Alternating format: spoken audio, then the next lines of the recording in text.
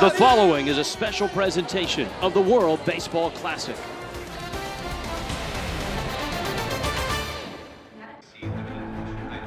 Tonight, the world gathers to watch baseball unite nations. It's a game that speaks to so many, and while the calendar says March, the baseball feels like October. We begin where the trophy resides. Team Japan has won both classics.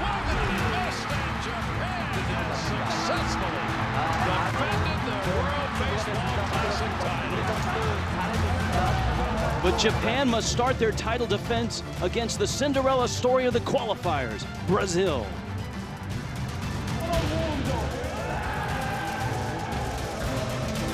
Remember, the #1 team in the world is still Cuba.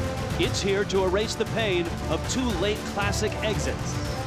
And the young faces of Team China arrive. They're the team with the most to gain. Tonight, here in Fukuoka, on this global stage, new heroes await. Game 1 is next.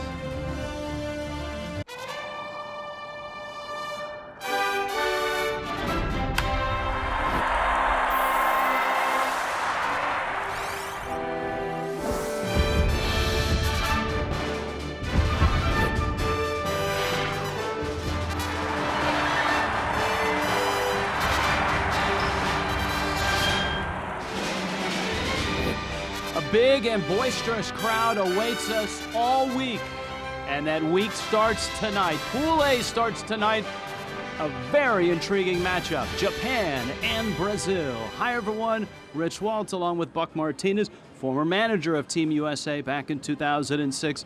One of the great things about the World Baseball Classic, the storylines, and there's no shortage of those here tonight. Now, there are plenty of storylines tonight. You have Cinderella Brazil, who nobody expected to be in this tournament, against the 2-time reigning champ, the Japanese team. Plus, you also have maybe the best hitting team in the entire tournament, Team Cuba.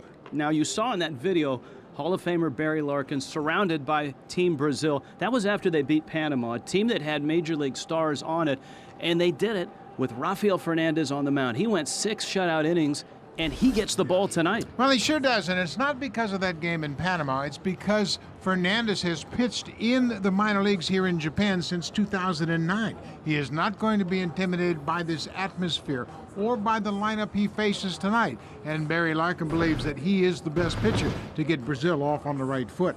Everybody around here in Japan expects Japan to win their 3rd title. There's a lot of pressure, and that pressure was turned up today when the headlines read, will Shinsuke Abe play, the terrific catcher for the Japan team? And the answer is no. No, during batting practice, he came out, got loose, and really, in my mind, swung the bat very well. Every camera was focused on Abe during this BP session, but Yamamoto, the manager, said no go. He's on the bench tonight, and that's a big loss. Different Japanese team. They don't have the Yu Darvish or the Ichiro or the Matsuzaka, but they may have the next guy to get to the big leagues, and that's Masahiro Tanaka. He gets the ball tonight. Well, and he's a power pitcher, much along the lines of Yu Darvish. For his career, he's 40 games over 500. He was the Rookie of the Year in 2007. He won the Japanese equivalent of the Cy Young in 2011. The same year, Yu Darvish was 15-5. Well, it starts tonight, and the question is, can this Cinderella take a bite out of the favorite? It's Brazil, it's Japan. Hayato Sakamoto, the Japanese shortstop. Leo Reginado, the Brazilian 3rd baseman. They're ready to go. Welcome back to Fukuoka, the Yafuku Dome. Team Brazil is taking the field. Brazil is actually the home team in this opener, and here is Japan's lineup, and it's loaded with stars from the Japanese league. It starts with Hayato Sakamoto, the 23-year-old shortstop. Ayutsa Kawakana, Seiichi Uchikawa in left field. Yoshino Itoi is in right field. Atsunori Inaba is the first baseman. Hisayoshi Chono out in center field. Takashi Toritani is at second base. Ryoji Aikawa will do the catching, and he is in for Shinsuke Abe. And Nobuhiro Matsuda is at 3rd base. And there on the mound is Rafael Fernandez for Brazil. Fernandez is 26 years old, and you can see he pitched for the Yakult Swallows in the Japanese Central League, but he spent just a couple of games up in the big leagues. He's pitched basically in the minor leagues since 2009. He's got an 8-8 career record and just over 130 innings of work.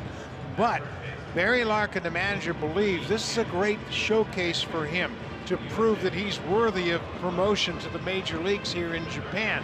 And he is not going to be rattled by this atmosphere. Not overpowering, but you mentioned it, Rich. He came off a great game in Panama to push them to this final. And Barry Larkin also told us that his defense has to do the little things right throughout this tournament. Yeah, they can't make any mistakes, and it's Magallanes in left, Orlando in center with great speed, and Munoz in right field. Okuda and Lurin up the middle, a great double play combination. Okuda had a great series down in Panama. Reginado is the best player on their team. He is playing in the minor league system with Tampa Bay Rays, and he is quite an athlete. Matsumoto is the captain of the team. He's at first base, and Francia is the catcher.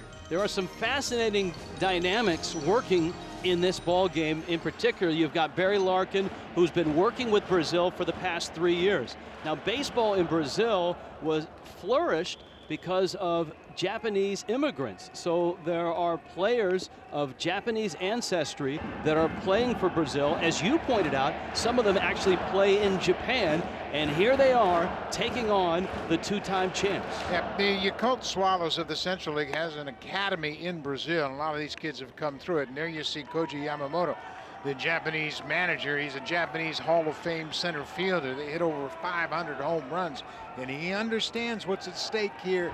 Japan has won the first 2 tournaments, and there's a lot of pressure on him to make it 3 in a row. There are 7 Yomiuri Giants on this Japanese team. The Giants were the champions last year here in Japan, and Brazil played the Giants 2 nights ago in an exhibition game, and it was very telling because Brazil pitched inside and had success. And here we go. Hayato Sakamoto leads it off, and a fastball misses up. And Pule is underway. Rafael Fernandez, the 26-year-old, facing Sakamoto. Sakamoto at 24. He's the shortstop of the Tokyo Giants. He's a good hitter that uses the whole field, and you can see the first pitch from Fernandez was up and in indeed. A fastball that is popped up.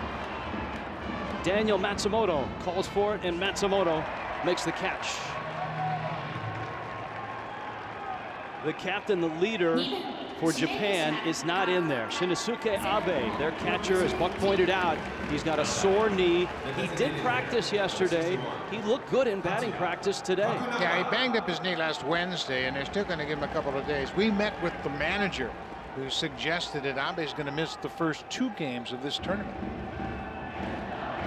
Katsuya Kakanaka, he is the designated hitter. And Kakanaka, the 25-year-old. Fernandez with a fastball for a strike. One of the things Fernandez did quite well when he was in that qualifier, he used an economy of pitches. And that's very important tonight as he makes this start, because he's limited in this first round to 65 pitches. Yeah, pitch efficiency is really paramount in this tournament, and you can see once again another strike inside. And you saw where Diego França, the catcher for Barry Larkin, set up. He was set up in and down.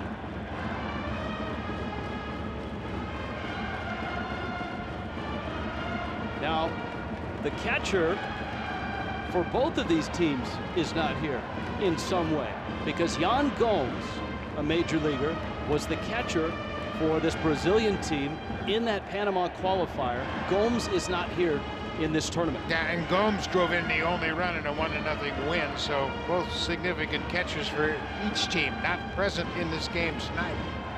Gomes chose to stay with his team, the Cleveland Indians, during spring training and not play in this tournament.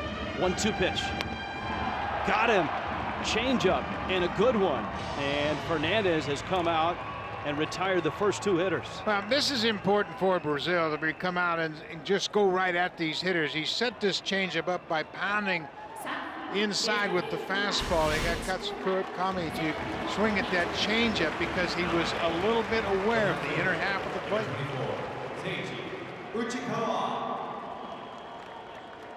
Seiichi Uchikawa, the left fielder.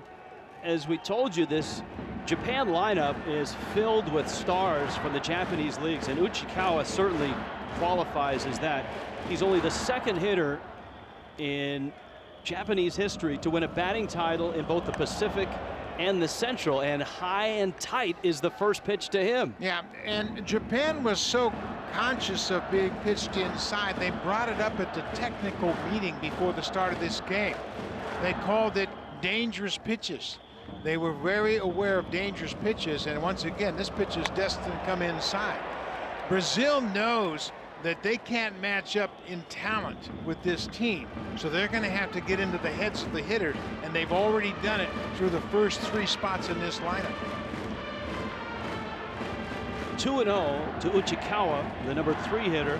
Japan, obviously the crowd behind this Japanese team, but they are the visiting team and leading off this game at the top of the first, and Fernandez misses up high. It's a loud crowd. It's a festive crowd if you've never been to a game in Japan. Lots of noise, lots of fun, and lots of pressure on this Japanese team. Well, when the Japanese team hits, they have a band that leads the cheering, and they play, and they have the drums and the band's going, and the fans have orchestrated cheers, and you're going to hear that throughout tonight. 3-0 to Uchikawa. And maybe going up and in on Uchikawa forced Fernandez to lose the strike zone a little bit because he's walked him, and he's going to face the cleanup hitter, Yoshio Itoi. Now you can see Fernandez let one get away there, and maybe a little bit too conscious of intimidating the hitters, and now he's got to deal with the left-handed hitting Itoi. Itoi, 31-year-old, hit .304 with a .404 on base percentage his past season.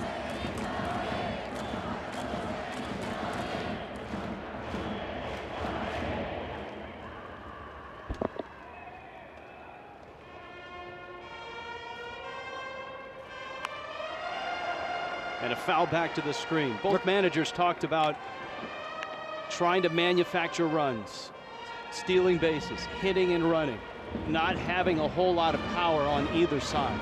Yeah, and you expect this game to be a low-scoring game because Japan doesn't have the power that they've had in the past. And this guy right here, Abe, hit 27 home runs and drove in 100 last year, and he hit .340. So that's a big bat to have out of the lineup. He would probably be hitting in the cleanup spot right here. And he was the MVP for the Giants. Popped up. Over for it is Reginado, and Rafael Fernandez, very importantly, comes out and sets the tone for Brazil. Bottom of the first coming up. We are scoreless.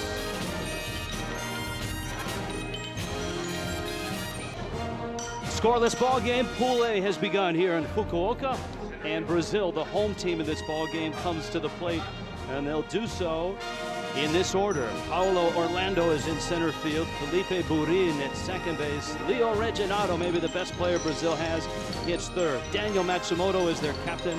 Reginald Sato, the designated hitter. Thiago Magalhães in left field. Juan Carlos Muniz in right field. Diego França is the catcher, and Pedro Okuda is the shortstop. And it's Makun Tanaka with a fastball that misses down low. And it's 1-0 to Orlando. Tanaka's first start in the WBC. He was part of the 2009 team, but he pitched in relief and was used sparingly. So this is his first opportunity to start for Team Japan in the Classic. He was dominant last year. 90 miles an hour on that fastball right at the letters. And this is the definition of dominant. An ERA last year of 1.27. And his 1-1 pitch coming up to Paulo Orlando. Breaking ball off the end of the bat, and it squirts out into shallow right. Brazil has a base runner, and on his way to second base is Orlando, and he gets there. Well, Orlando is electric. He's got a lot of speed, and he hit a big triple down in the qualifier to set up a run. And right there, hit one off the end of the bat. It looked like a slider. And he hit it past the first baseman, but because he runs so well, he put pressure on the second baseman. There you can see the breaking ball down and away off the end of the bat. And the second baseman got to it, threw it wide of the mark because of the speed of Orlando, and he was flying. It will go as a base hit and a throwing error on the second baseman. Barry Larkin told us today that for Team Brazil, the offense is get him on, get him over, get him in. Well, Orlando is on, and here is Felipe Burin, the number 2 hitter. Boy, if you don't think the Brazil team is sky high right now, they got their leadoff man on, indeed in scoring position for the switch hitter Burin, who can really handle the bat.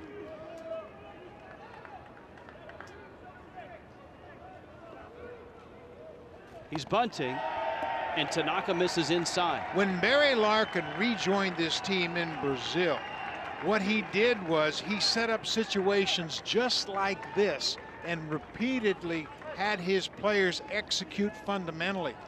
They should be able to move this runner up 90 feet. He spent 2 weeks on that with runner at second, get him over. Runner at first, hit and run. Bunting when everyone knows you're going to bunt. And Burin trying to get it in play and move Orlando to third. And he takes ball 2. It should be noted that as dominant as Tanaka has been in his career, his last 2 weeks have not been real good. In exhibition play, he's not been sharp, and many feel it's the baseball he's throwing. This is a regulation Major League Baseball, and that's not the type of ball they use in Japan. A drive to right, and that's hit well. Itoi makes the catch at the track, and that will get him over. Boy, Burin really put a charge into it. Orlando is at third with 1 out. Boy, Orlando almost made a big mistake. He thought that ball was going to get over the head of the right fielder. When this ball goes off the bat, Orlando's got to go immediately back to second and tag. You can see the catch by Itoi in right. Only because Orlando has such great speed was he able to retrace his steps, and indeed Burin advanced Orlando over to third. And here we are already with high drama, and it's only the bottom of the first. You've got Brazil with a runner at third and 1 out. Tanaka, maybe the ace of this entire tournament, facing Leo Reginato with the infield in. Fastball, ground ball, base hit, and Brazil is on the board first. Well, we told you Reginato was the best player for Brazil, and he delivers on the first pitch. And just like that, the momentum is dramatically in Brazil's corner. Reginato, according to Barry Larkin, will be the next Brazilian big leaguer, and he looks like it here attacking this fastball. Reginato in the Tampa Bay organization. He spent last year at Hudson Valley. He was an all-star in the New York Penn League.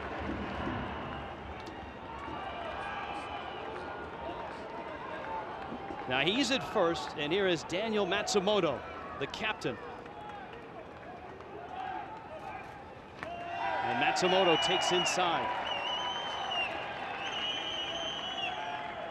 Here's the reaction of the Brazilian bench as Orlando comes in to score the first run of the tournament for Brazil to give them that 1-run lead early.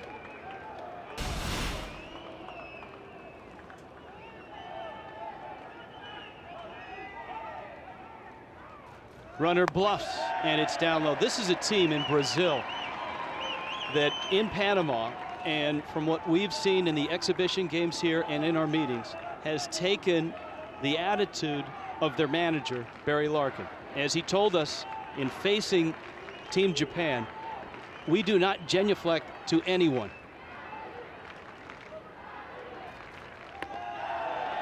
And he felt that was very important to impart on his team because of the connection from Japanese baseball to Brazilian baseball. Yeah, and because so many of his young players perceive Japan professional baseball is their major leagues because they have such the dramatic tie to Japanese baseball. No sense of awe here. Brazil is up 1-0. And Tanaka with a fastball for a strike. Let's go back and talk a little bit about the baseball. You mentioned that Tanaka's having trouble with his command, and that has been the case. The baseball that they're using in the tournament is a Major League Baseball, which is slicker than the traditional Japanese professional baseball, and many of these starting pitchers have had problems with the grip of that baseball. Matsumoto with a ground ball out to second. Toritani to Sakamoto. And Japan turns two, but Brazil is on the board.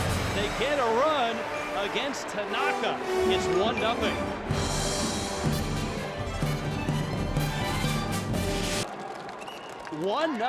Brazil on top of the two-time defending World Baseball Classic champion Japan. And obviously Japan at home here in Fukuoka. Their ace has given up a run. Atsunori Inaba is up now, and Rafael Fernandez back on the mound with a 1-0 lead. Yeah, this is a big inning for Fernandez to put up a 0 and just keep the momentum in that Brazilian dugout. You don't want to have Japan come right back after Brazil has taken a 1-0 lead. Now Inaba plays for the Nippon Ham Fighters, and he's 40. He is the elder statesman for Japan. Despite that age, he put up good numbers last year. 290 hitter and 22 doubles. Plus he picked up his 2000th career hit in the season, a great milestone. Francis setting up inside, and Fernandez misses up. Rafael Fernandez is 26. He's played in Japan since 2006 when he came over to play college ball, signed with Yakult. And as you pointed out, a great honor to pitch for Brazil, to open against Japan, and a great opportunity for him. Fastball, ground ball, foul ball. Matsumoto got over to the line. Well, it's a great opportunity for Fernandez because he is pitching in the Yakult minor leagues. So if he comes out here and pitches very well against Team Japan, everybody that's a fan of Yakult's going to say, wait a minute, what about Fernandez? Why don't you promote him into the big leagues? Give him an opportunity to establish himself in the major leagues here in Japan. Because this is the equivalent of a guy in the minor leagues coming up and beating the National League All-Star team. Exactly.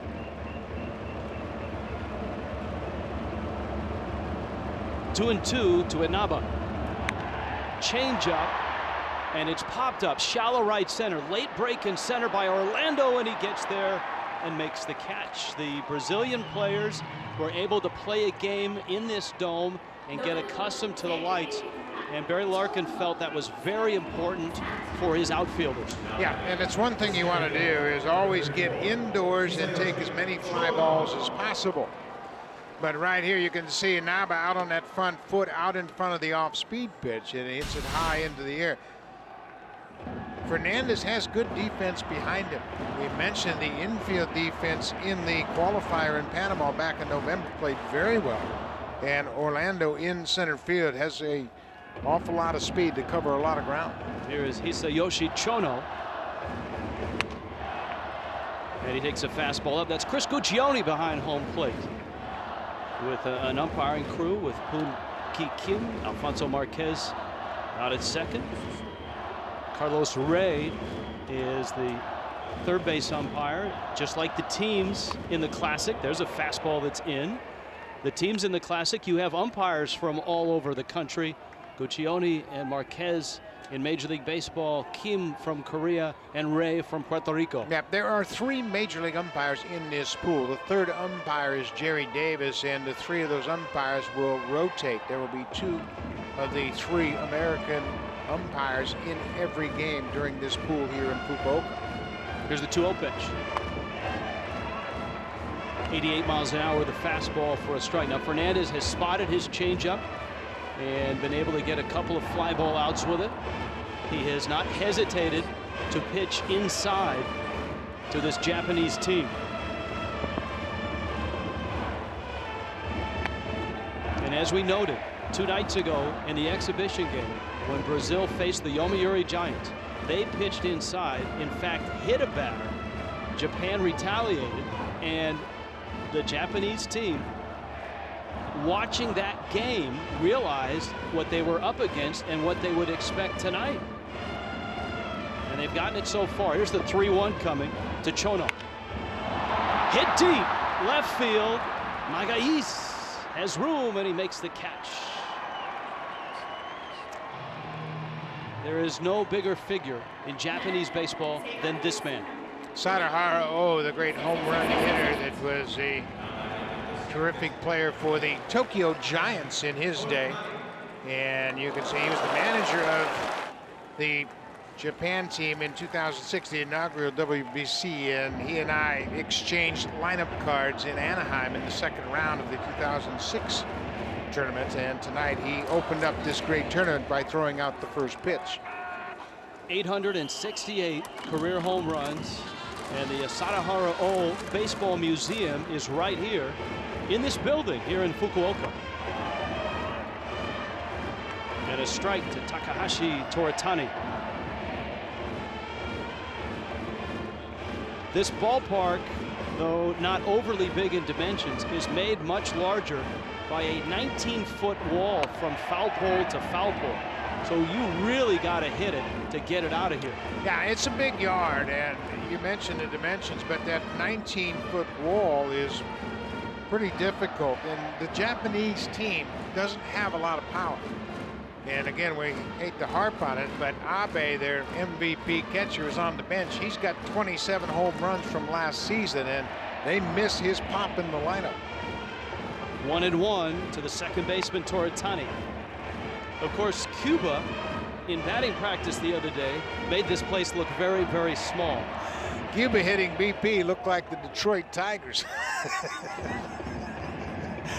They have some tremendous hitters in their lineup, and we will see them tomorrow. 2-1 pitch. It's up, and that's where Fernandez has missed when he has missed so far.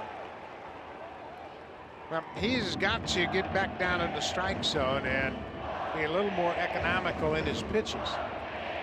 That's what he did so effectively against Panama when he beat them 1-0. He pitched into the 6th inning, gave them 6 innings, and faced just 3 over the minimum. That is his 27th pitch and his second walk. Now 65 is the limit, and Barry Larkin told us today one of the best things he did in that clincher against Panama was not waste pitches and get 6 innings in that start. He got 6 shutout innings in that start. Yeah, he gave up just 2 hits and 1 walk, and we mentioned just 3 batters over the minimum, so he was very efficient against a pretty powerful lineup that included Carlos Ruiz, Ruben Rivera, and El Caballo was there. Carlos Lee. Carlos Lee as well. Ryote Aikawa and Fernandez. That one gets away, and moving into scoring position is Toritani with 2 outs. Well, Francia had a tough pitch to him. It was a ball well out in front of home plate, and what happened was Rafael Fernandez used a slide step because he was afraid of the runner at first base and buried it right in the dirt in front of home plate. So a wild pitch.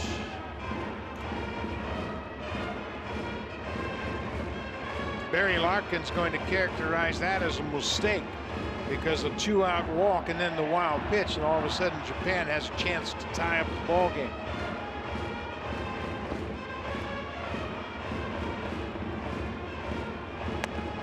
And again, Fernandez misses up.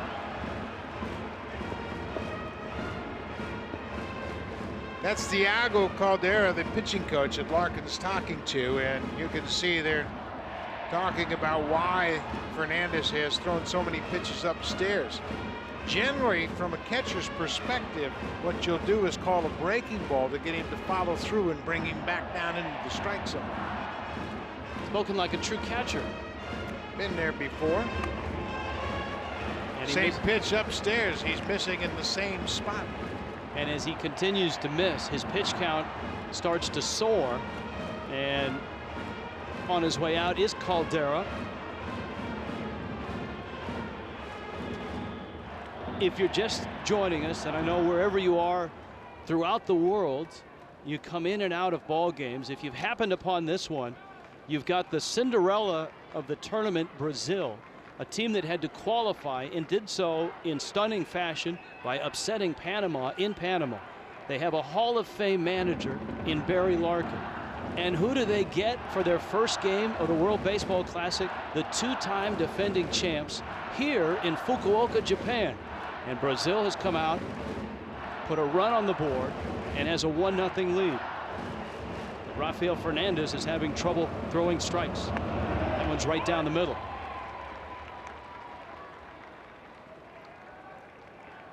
He has been so aware of trying to establish the inside pitch, he's gotten away from throwing strikes. Good speed with Toritani at second.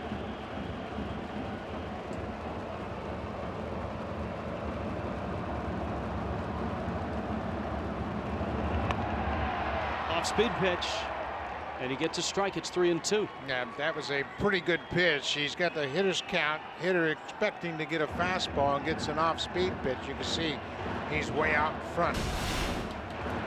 Cowell with a big wild swing, thinking he was going to get a heater. Well, he's used that changeup to get out. Let's see if he has the confidence to throw it 3-2. He threw it 3-1. The 3-2. He threw it again, off-speed pitch.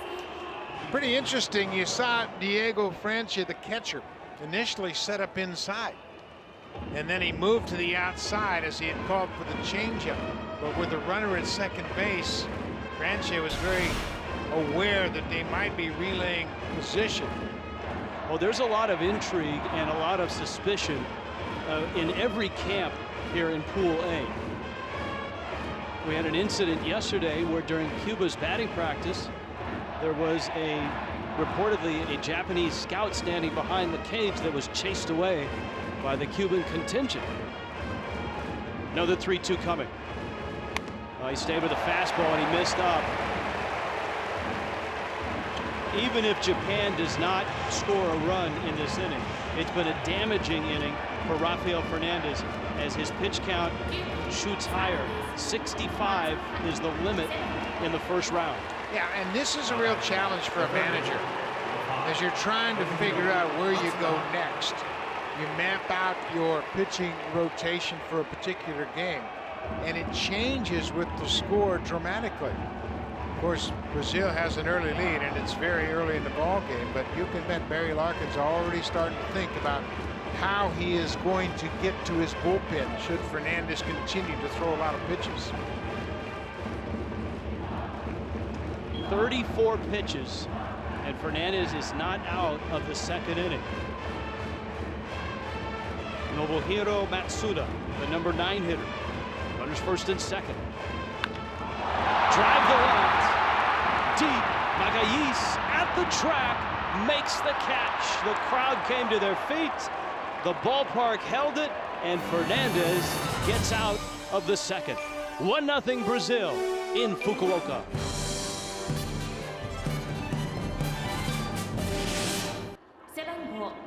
It is a 1-0 lead for Brazil, and certainly that is a surprise here in Fukuoka.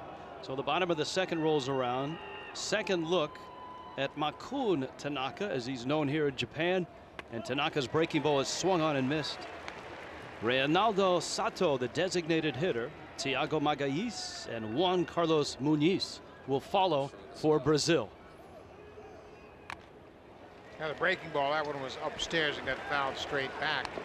Tanaka certainly has created a lot of attention in the United States by Major League ball clubs. They're really keeping an eye on him, and it has a lot to do with his arm strength. Ground ball. Matsuda across the diamond. Now, many in the United States are watching him. There's probably some scouts watching, but a lot of them are actually here in Fukuoka. Yeah, there are a lot of Major League scouts here looking at Tanaka. Plus, there's a lot of very good talent on the Cuban team, and everybody wants to see what's out there. But there are probably 50 Major League scouts here tonight because Tanaka's starting this game. Brazil got a run in the first. Tanaka threw just 12 pitches in that first inning, and a fastball up to Thiago Magalhães. Magalhães spent 5 years in the Reds organization, and he's laid on a fastball. Magalhães has tremendous power. He hit balls out to the opposite field power alley with ease all throughout batting practice, and when he pulled them, he really put a charge in him. But he's got a lot of juice in that bat. Good breaking ball. It's 1-2.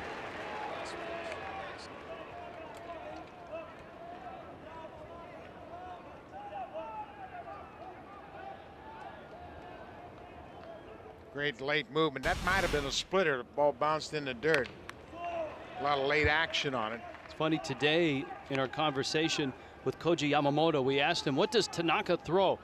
Well, a fastball, a breaking ball, and then lots of other pitches. And many others. Much like Daisuke Matsuzaka, the two-time MVP of the World Baseball Classic. There's a drive into center field, and that falls for a base hit. Brazil already has 3 hits and a run against Tanaka. And remember, Tanaka's ERA was under 2 last year, 1.87. But you can see Tanaka rubbing up that baseball, and this is the baseball on the left is the World Baseball Classic baseball, more like an official baseball of the major leagues. The ball on the right is the Japanese professional baseball that's only been uniformed the last 2 seasons. It's a smaller ball, and the cover of that baseball is a little tackier than the Major League Baseball. A little blooper, and that's going to get into left field. Diego França, the catcher, dumps one into left field. So a pair of hits.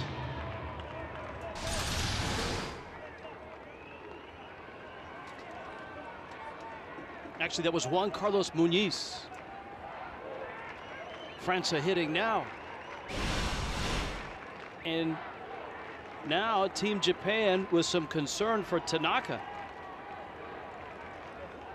So Magalhães and Muñiz with base hits. França, the catcher, is the hitter now. And pitching coach with a quick message to Tanaka.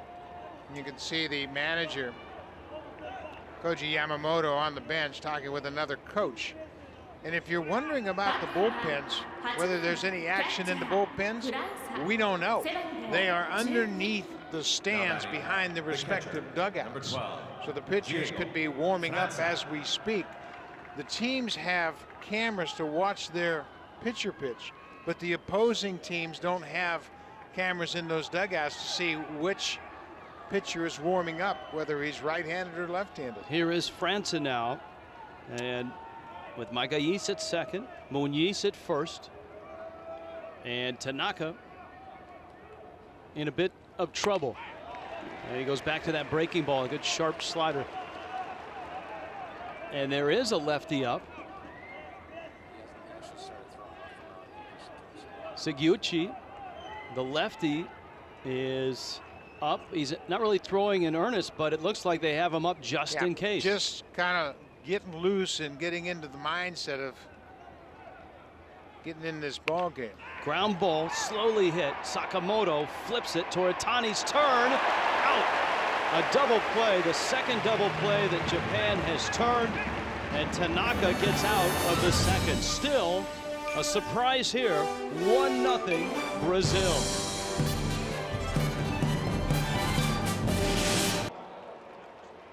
One 1-0 Brazil on top of Japan. We go to the third here in Fukuoka. Fans, make sure you visit worldbaseballclassic.com.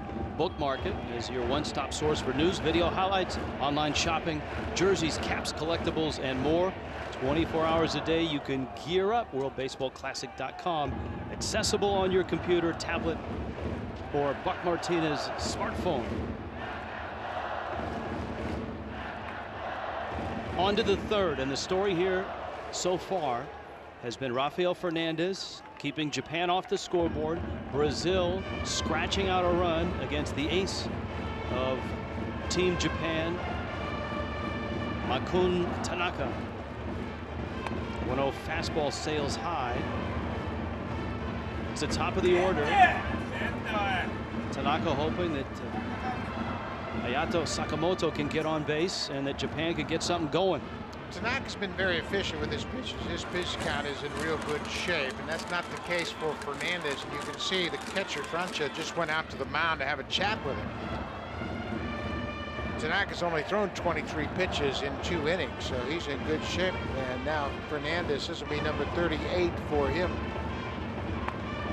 That's the irony here, is that Brazil has the lead, but their pitcher has almost double the amount of pitches than Tanaka.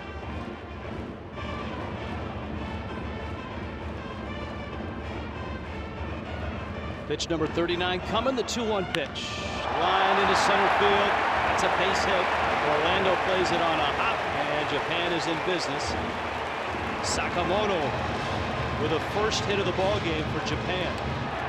Well, you can see that got the crowd back into it. They have been a little bit down as they're surprised to be trailing in this game, but Sakamoto can really swing them out. That's another mistake. The pitch was elevated, and he hammered it into center field.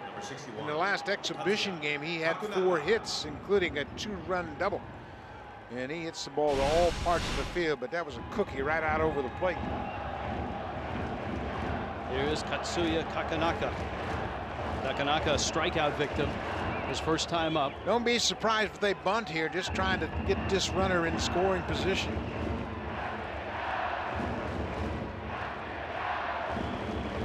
He bunts, and a good one. Fernandez makes the play and just gets Kakanaka. Yeah, this Japanese team will move the runners along. They're going to play station-to-station baseball. You mentioned they don't have a lot of power, so after the leadoff single to start the inning, Yamamoto put the bunt on, and they executed it perfectly. It's ironic, too, because Yamamoto was a manager that didn't live by the little ball. He hit a ton of home runs in his career. Hit over 500 home runs, and he's in the Japanese Hall of Fame as a power-hitting center fielder. But you got 2 Hall of Fame managers here in Koji Yamamoto and Barry Larkin.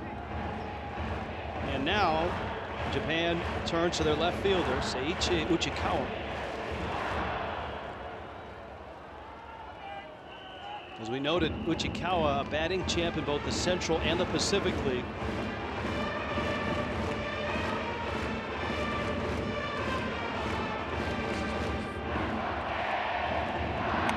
And up and in, it may have gotten a piece. It did. It gets a piece of Uchikawa, and he's aboard. Fernandez has been in all night long. He's thrown 41 pitches, has Rafael Fernandez, and again, his pitch count, the limit is 65 in the first round. Yeah, you can see this brushes the elbow of Uchikawa, and he will go to first base. And this is what happened when Brazil played the SoftBank Hawks in an exhibition game. They got back and forth beanball war, and during the technical meeting before the start of this tournament, Team Japan mentioned that they weren't too happy of the dangerous pitches, as they referred to them. You spent your whole career facing dangerous pitches, Buck. That was part of our game for sure. Itoi now, and a strike. Now Itoi, the right fielder. Hitting Uchikawa does set up a shot at a double play for Fernandez and Brazil to get out of the inning.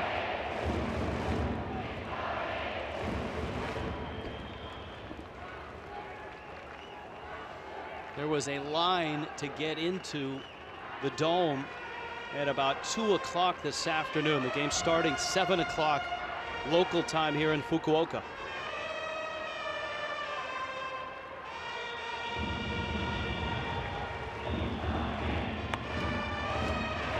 Changeup, and it's 1-1. We mentioned the defense up the middle for Brazil is very good. Pedro Cuda, the shortstop, and Felipe Marin, the second baseman, really can turn the double play, and they'd love to have a ground ball right now. There you see Tanaka throwing in between innings. Obviously not really comfortable with what he's doing so far. His command has been off, but he's been able to induce 2 double play ground balls that have helped him get out of those first 2 innings. Check swing, and no swing. He held it. It's 2-1.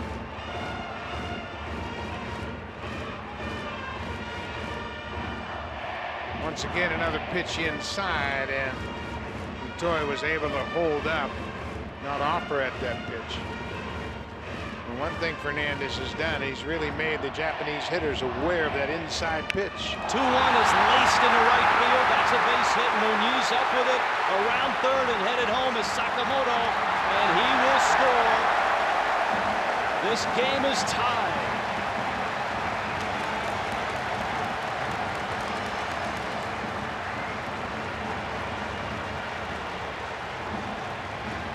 And Uchikawa was able to get to third on the play. And the captain Abe, with encouragement from the bench, went to the well once too often, and that fastball ran back out over the plate. And Sakamoto is able to score easily from second base, and we are tied.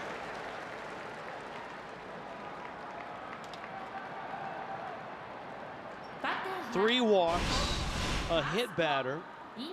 In this inning, a couple of hits, and Japan has tied it. And that's what Barry Larkin had talked about. They needed to play clean baseball, and certainly 3 walks and a hit batter is not what you would call clean baseball. They've given Japan too many opportunities without giving them many hits. And now Inaba, the 40-year-old, in his home stadium in Sapporo, when he comes to the plate, the crowd shakes. And he's getting the same treatment here in Fukuoka right now. This is always a challenge for a starting pitcher. I don't care where you're playing. Second time through the order, where the batters have a little bit better feel for what they're dealing with. They know now that Fernandez is going to try to pound them inside. They haven't seen an awful lot of good breaking balls from him. So they're taking a shot, looking fastball inner half and trying to do some damage. At the corners, and 1 out. And Fernandez missing up. He really hasn't been able to get a lot of ground balls at all so far. In fact, only the sacrifice bunt. That's the lone ground ball out. Everything else has been in the air. Because he's been up, he hasn't been able to get that bottom of the strike zone pitch down at all.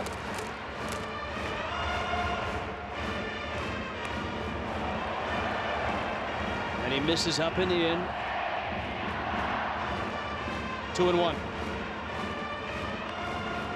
He just hasn't been able to get his timing down, to get the ball down. Everything he has thrown has been up, and it's very flat.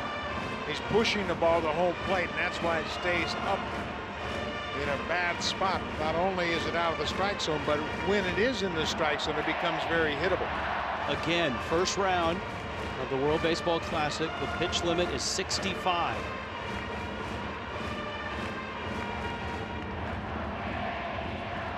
Barry Larkin saw his team jump to a 1-0 lead.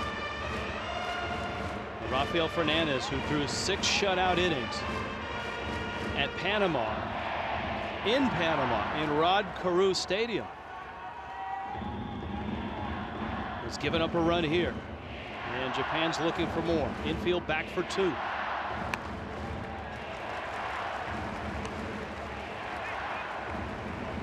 Fernandez just hasn't been able to get his secondary pitches over consistently. We saw him get some outs early in the ballgame with a changeup, but he has not been able to get to it because he can't find the strike zone with his fastball. You talked about the difference in baseball for Tanaka, and that being an issue for the Japanese pitchers. The Brazilian team and the Brazilian leagues use the Major League Baseball. They use the Rawlings ball, so there's no change for the Brazilian pitching staff.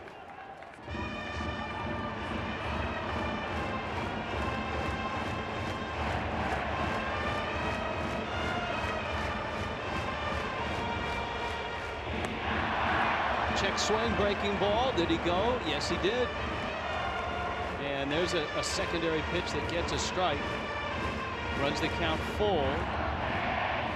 Murillo Gouveia is up for Brazil. Gouveia pitched so well in game 1 of that qualifier in November. He retired the first 10 batters he faced, and now they're going to get up a lefty as well. It looks like it might be Kesley Kondo, the left-hander, that they lean heavily on in situational matchups.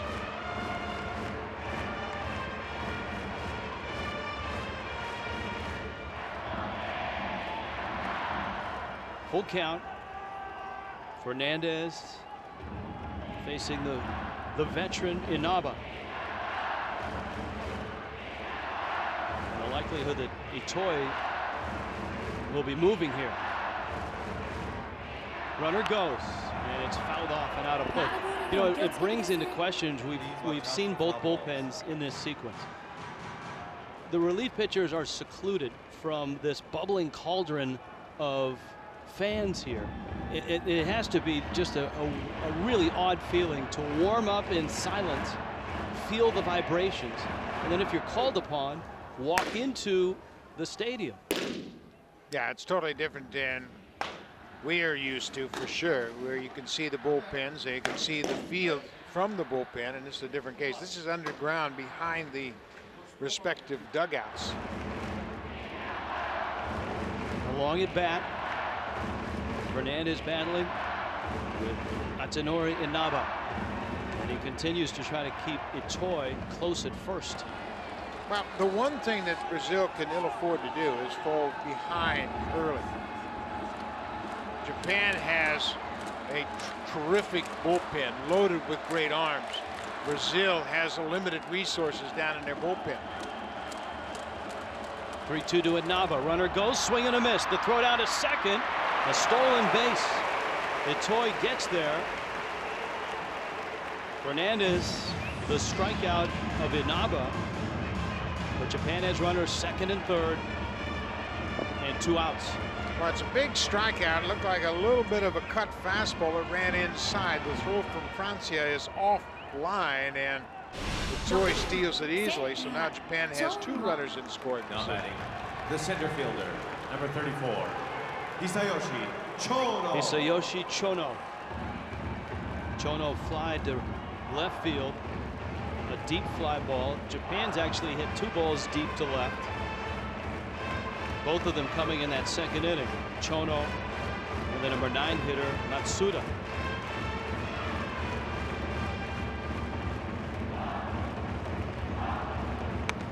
If Fernandez can get out of this mess of an inning with just the 1 run, Brazil's going to have to feel pretty good about that.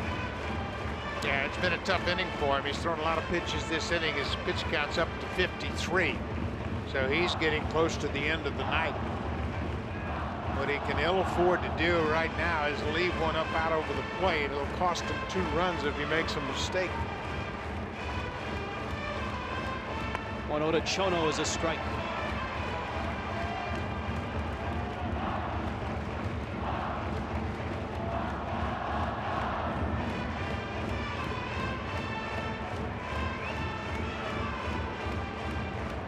One and one.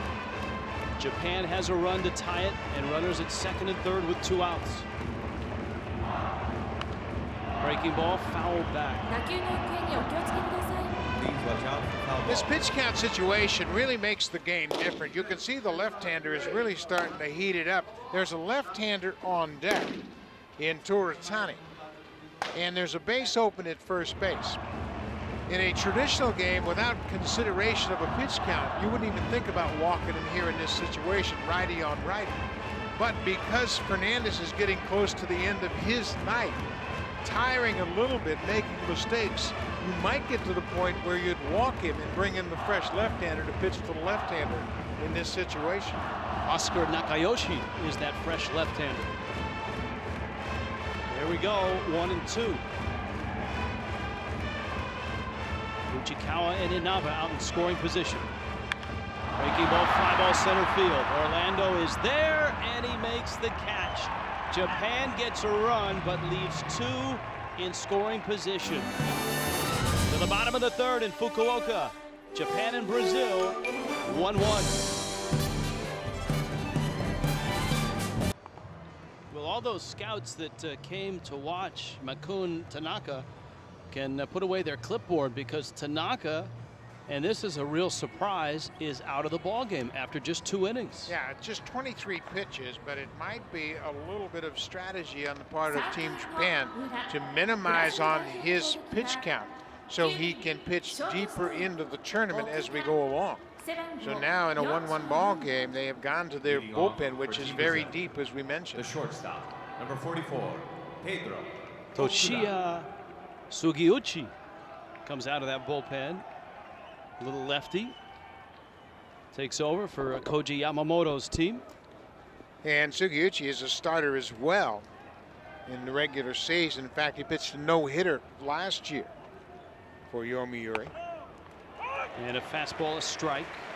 Pedro Okuda, the shortstop for Brazil, and the number 9 hitter. And then it's top of the order, Paulo Orlando and Felipe Burin. Well, Brazil had opportunities in both the first and the second. They got a run in the first. They had a couple of hits but did not score in the second, and it was a pair of double play balls that got Tanaka out of trouble both times. A ball and a strike. The one thing that they have done when they put this team together for Japan is they really went to a lot of starters. We mentioned Sugiuchi was a starter. He was 12-4 last year for the champion Yomiuri Giants and pitched 163 innings. So he's got some length coming into this ball game, and he can pitch 2 or 3 innings if he's really throwing the ball well, and he can get up to that 65 pitch limit. Now, many people would say, well, 163 innings, that's not a big workload. But remember, in Japan, it's a 142 game schedule, and so starting pitchers end up with 25, 26 starts, and so that is a nice workload for a starter. Yeah, he made 24 starts last year and really had a good season. 172 strikeouts in that span of 163 innings. And he finishes off Pedro Okuda with an 86-mile-an-hour fastball. Now, he does a good job of freezing Okuda. He had set this fastball up with a pretty good breaking ball, and Okuda just couldn't pull the trigger. Fielder, number 16. Spotted it on the outer half. Okuda is a strikeout victim. That's the first strikeout for Team Japan tonight. And the surprise is that Tanaka didn't have a 1. He struck out 169 and led his league last year. And here's Orlando. He started that first inning with an infield hit to the right side, and he smacks that one in the air to center field. Chono comes on, and he makes the catch.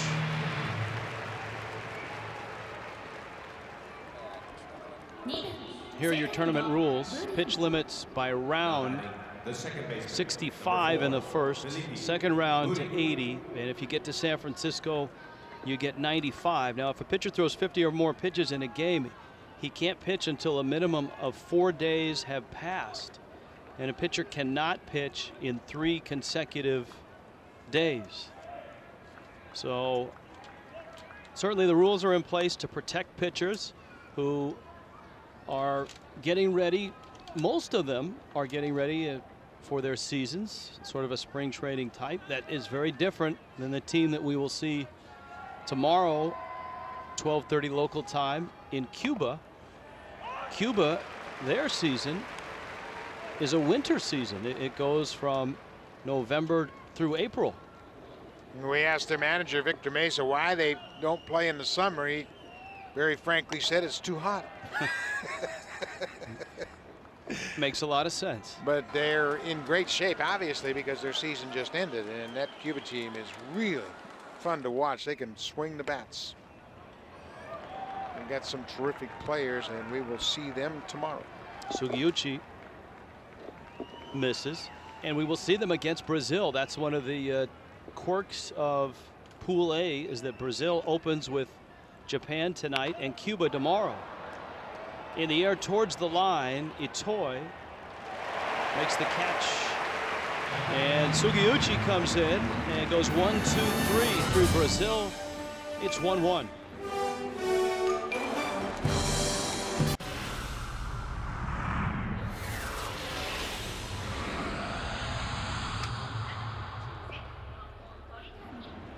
The opening of Pool A in Fukuoka, Japan, and we've got a good one. A 1-1 ball game, Brazil and Japan, and both managers have gone to their bullpen already. Murilo Gouveia, a tall right-hander, minor league player in the Houston Astro organization, is out there right now. He pitched in A-ball last year in Lexington, and he went 2-7. Pitched very well in the qualifier in November in Panama. Pitched a total of 5 2/3 innings and allowed just 2 hits. Trying to keep the Japanese team in check here in the 4th. Takashi Toritani, the second baseman for Japan. Toritani walked back in the 2nd. Japan had opportunities in the 1st and the 2nd. Finally got a run in the 3rd. To left, Magais has had a busy night so far, and he makes the catch. If you've just joined us, here's your game summary. Brazil, of course, the darling of the tournament with that qualifier stunner over Panama, walked into a full house here and got a run early. Japan tying it in the 3rd, and the ace of this staff, maybe the ace of the tournament, the guy everyone wanted to see, Makun Tanaka, was not sharp. He got 2 double plays to get out of trouble in his 2 innings. He did give up an unearned run. Yeah, he gave up 4 hits, and he was not sharp. His command was off, and that has been the case with him throughout the exhibition games and into his first start in this tournament.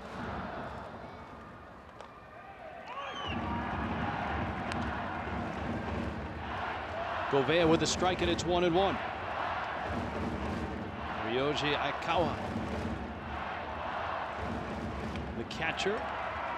Many of you who follow Japanese baseball, if you're just happening by, might be thinking, where is Shinosuke Abe, the captain of Team Japan?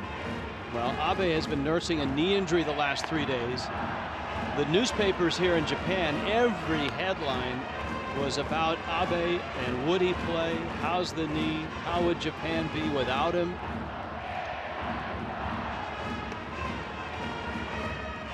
During pregame batting practice, he came out and hit and looked very good to me.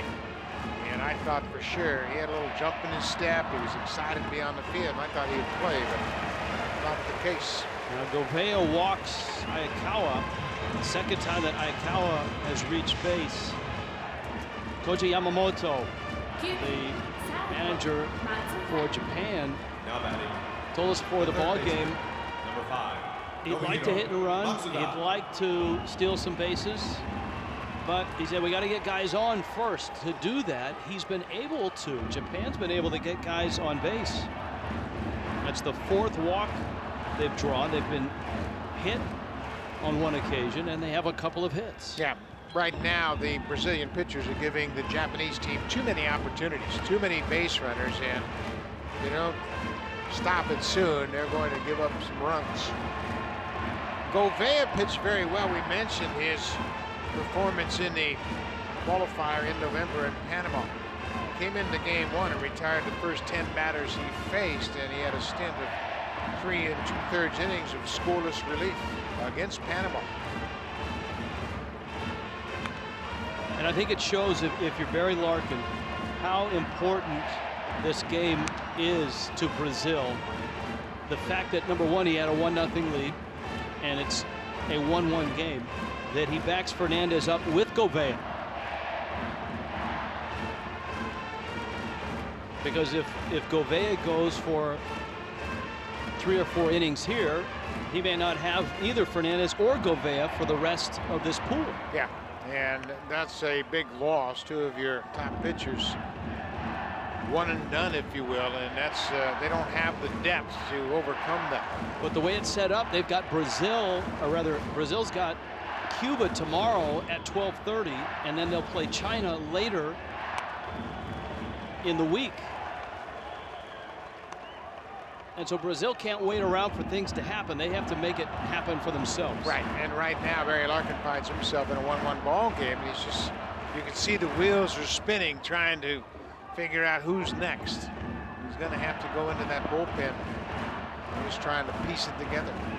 Smoked down the third base line and into the corner. It kicks back out to Magalhães, and held to a single is Matsuda. A fortunate bounce for Brazil, because Matsuda had that one ticketed for the corner. As it is, runners at first and third and 1 out. Yeah, it's kind of funny the way this ball caromed off the wall. It looked like it was going to go all the way down into the corner. And Matsuda drills it, and it's just inside the line down the third base line. And you can see how it hit that corner and came out to the left fielder. Magalhães, who was able to get it back into the infield quick enough to keep the double play in order.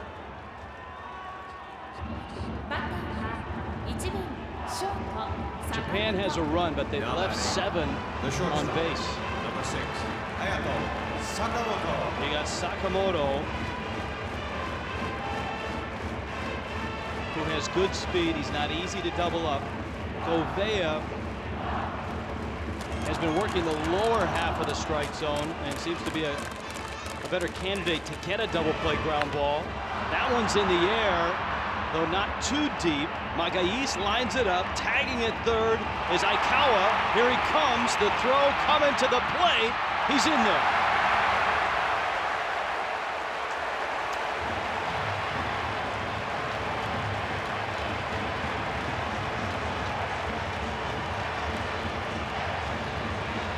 Sakamoto delivers. 2-1 Japan. Ball wasn't that deep in left field, but Magalhães, the left fielder, got static, got underneath the ball, and has no momentum whatsoever going toward home plate. So the runner at third tags Hayakawa, and he scores easily, but Magalhães has the arm strength, but he had no momentum taking him toward the plate. The throw was on the money, but just late at home.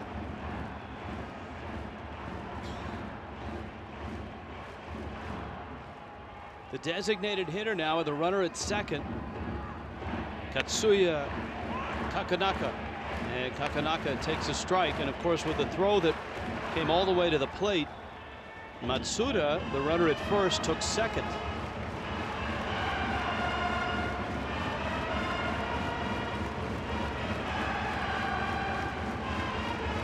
Here's the 0-1.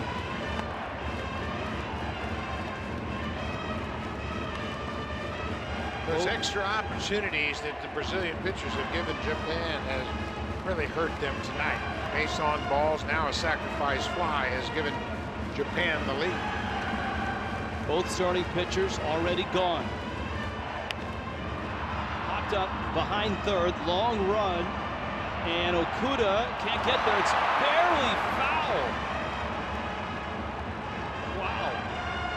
And it wasn't foul by much.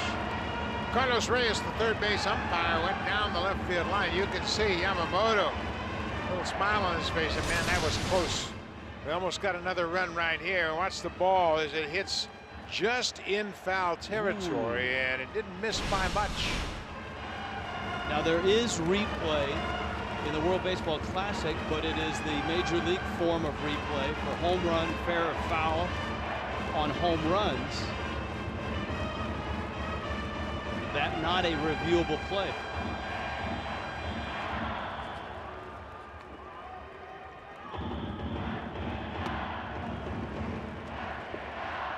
Two and two.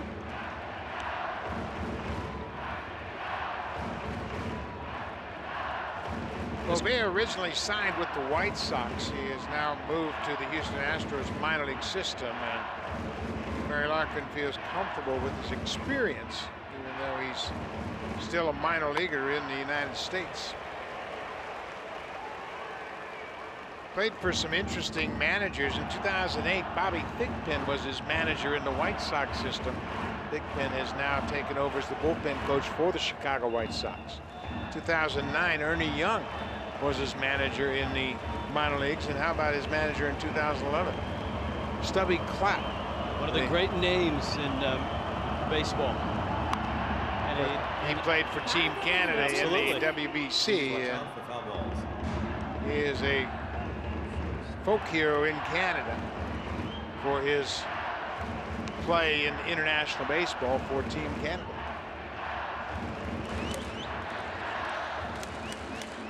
This crowd has been at it from the very start, and they do not let up.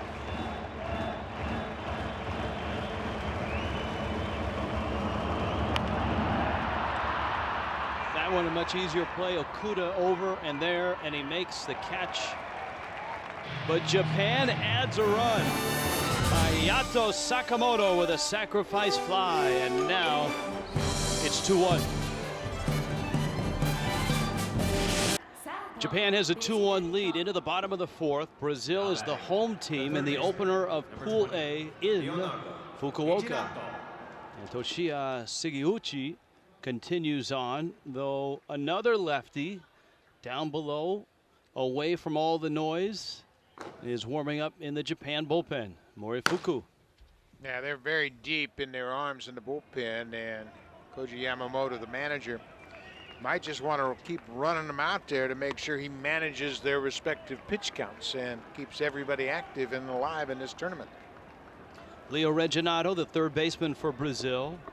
Daniel Matsumoto, the first baseman, and then Reynaldo Sato, the designated hitter. Those are the three that will come up for Brazil. Now, Team Brazil got a run in the first. They had two singles, but didn't score in the second.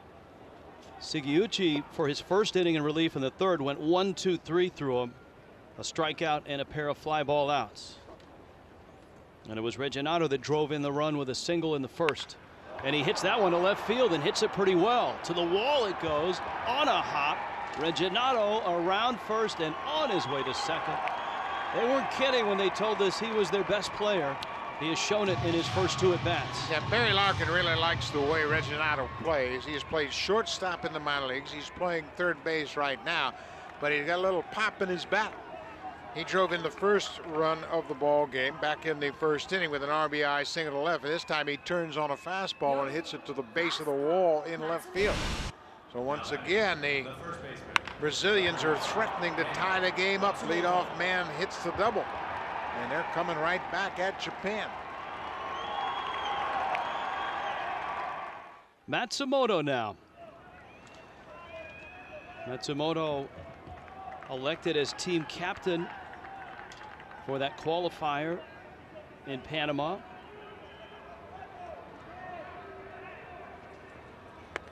He's been in the Japanese leagues for 6 years as a reserve for the Yakult Swallows.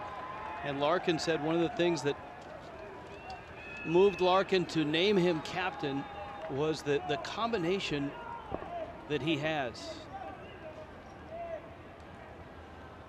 And Larkin talked about the combination of Japanese discipline, playing here in Japan as a professional, and yet that Latin passion for the game. And that's what he sees in Matsumoto, and that's what he's tried to impart on all of his teams, especially the players that are of Japanese heritage. Now, the Japanese baseball players are really used to routine and fundamentals, and they have long practices. They go over the fundamentals for hours, and they are a product of routine. And because of that, they're very fundamentally sound. That's the first question major leaguers have when they come over here and they sign contracts after their prime. They come over to Japan and they'll go to spring training, and first thing they'll say is, American workout or Japanese workout. Japanese workout lasts about 4 hours longer than American workouts. We saw 3 former Major League players last night in the exhibition game for the home team, the SoftBank Hawks, and this is their home ballpark. And a couple of them were surprises to us. Brian LaHare, who was a National League All-Star last year for the Chicago Cubs, and Vicente Padilla, of all people, pitching last night. He's over here to pitch this season. Yeah, Willie Mopena's also on the SoftBank team, but this is his second year playing here, and he loves it here. Of course, he brings power to the game, something that there's not a lot of here. And it should be noted, we talked about 2 nights ago where there was between Brazil and the Yomiuri Giants a beanball war. Vicente Padilla was not involved. Last night he worked 2 very effective and uneventful innings. It's a big moment here for Brazil. Matsumoto with a count at 3-2. He's trying to get Regginato over to third after a leadoff double. Yeah, in a situation like this, once you get yourself into a 2-strike count, you really have to battle thinking about, at a minimum, advancing that runner from second to third. And of course, as Rich mentioned, that Matsumoto has that mindset of playing for the team. And this is a big battle, lefty on lefty, and he's got to really grind to try to pull the ball to the right side of the infield.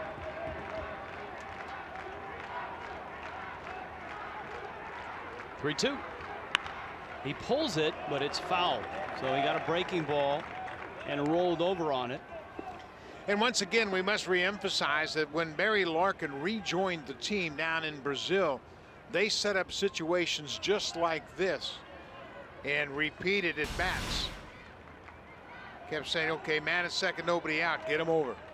And Larkin once again repeated that drill in batting practice before the start of this game tonight. Matsumoto trying to get him over here. Fastball, a 1-hopper to third. Matsuda across the diamond. And Japan keeps Regginato at second base. So there's 1 out. Here comes Sato. A reminder, this copyrighted telecast is presented by the authority of the World Baseball Classic Incorporated. May not be reproduced or retransmitted in any form. The accounts and descriptions of this game may not be disseminated without the express written consent. A World Baseball Classic. 2-1 ball game. Japan on top. Brazil threatening here in the bottom of the 4th. Reynaldo Sato, whose father is on the coaching staff of this Brazilian team. Now, Sato played in Japan, where he signed as an 18-year-old, came over here and played from '99 to 2004, and then he moved to the Industrial League and still plays over here. And the Industrial League is sort of the minor league for the big leagues here in Japan. A 12-team big league. Ball and a strike.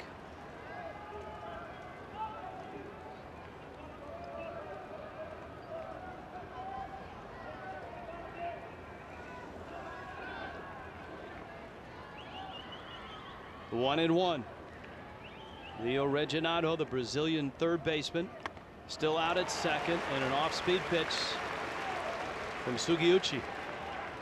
Sugiuchi in relief, and you can see the grip on that changeup, and he has great arm action and really sells it, and has Sato way out in front.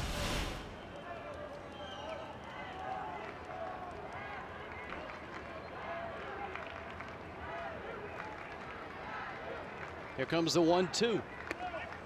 He didn't go after the changeup. Evens the count, 2 balls, 2 strikes. See how he grips the entire baseball. And again, we talked about the difference in the baseballs for these Japanese pitchers, and that was one of the concerns, especially the changeup, because the ball to them feels very slick, and you don't get that same resistance when you throw that changeup. 2-2 pitch. Well, as you pointed out and demonstrated, the Mizuno ball is a little smaller. It feels as if the seams are a little higher. You talked about the impact on the tournament. It had a profound impact and has had in the last 2 years on ERAs in Japan. Since they've used that uniform ball, ERAs have plummeted and gone down. Breaking ball, ground ball, base hit, center field. Here comes Regginato. He's gonna score! Into second goes Sato, and Brazil strikes back.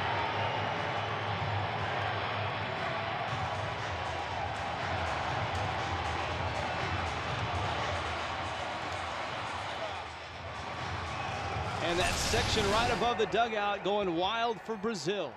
Another changeup, and he went to the well once too often. This time with 2 strikes, Sato sat back, takes it right back up the middle. Regginato with the slide avoids the tag at home plate, and we are tied once again.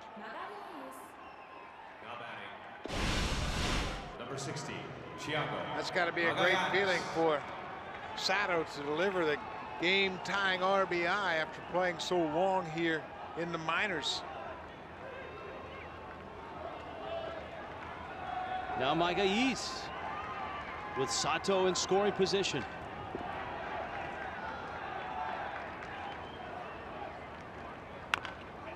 This is a dangerous matchup for Japan. Magalhães is very powerful facing a left-handed pitcher that's not overpowered. Magalhães has power to hit it out anywhere in this ballpark, and if Sugiyuchi makes another mistake with one of those off-speed pitches, he could be looking at a 2-run deficit. Sato's at second. Hammered deep, but foul. Well, you were dead on. Well, he's got big-time pop, that's for sure. He was just out in front of that and pulled it foul. But this is a matchup that he likes, and you can see he gets his pitch, but out in front a bit, and he's all about power.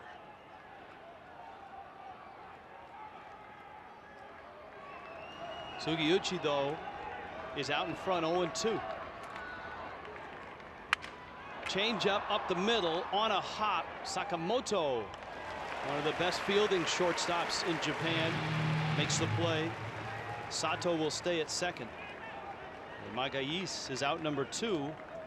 Juan Carlos Muñiz, who has a base hit, comes to the plate. It's bottom of the 4th, and it's a 2-2 ball game.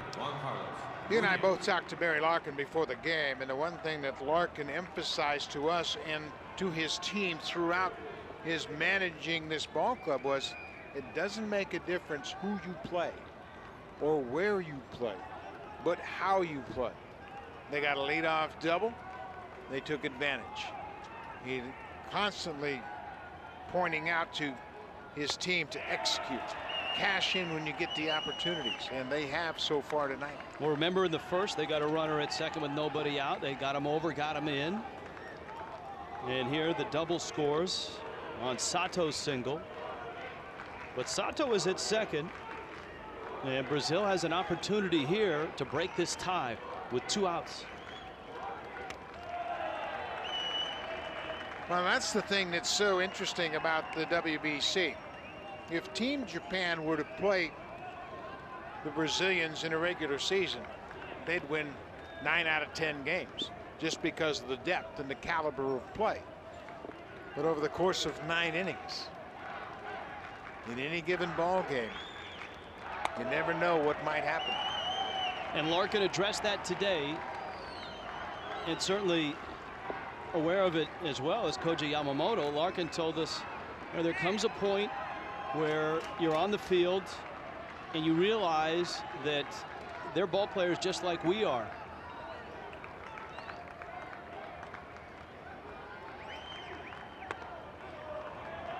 Well, it looked like Sugiyuchi, who's had terrific control, was being very careful with Muñiz. I think that's right on the money. You saw the catcher. He was sitting up in the left-handed hitter's batter's box. They didn't want anything to do with Muñiz in that situation. Diego França, the catcher, comes up.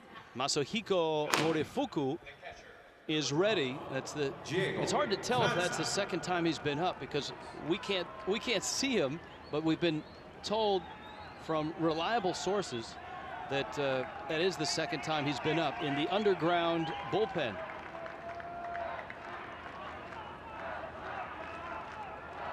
There is not a subway stop near that bullpen here. Well, there should be.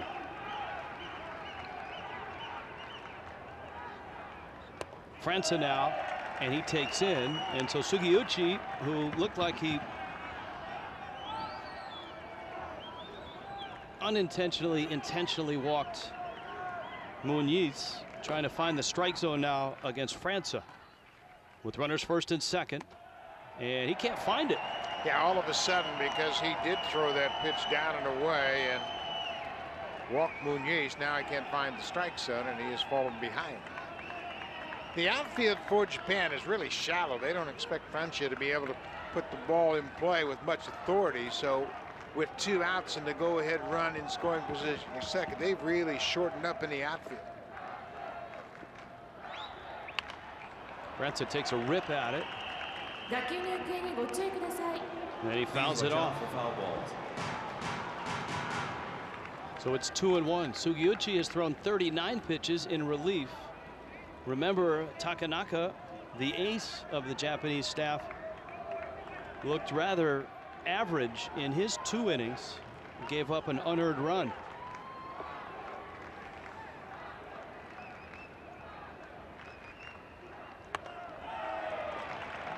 Three and 1.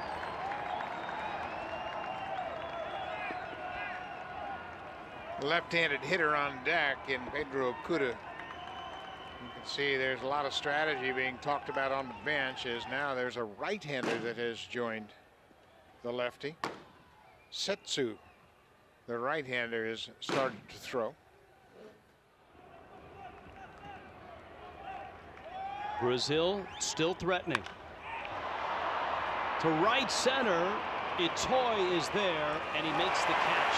But the Brazilians get a run. They leave a couple. And on to the 5th. It's 2-2.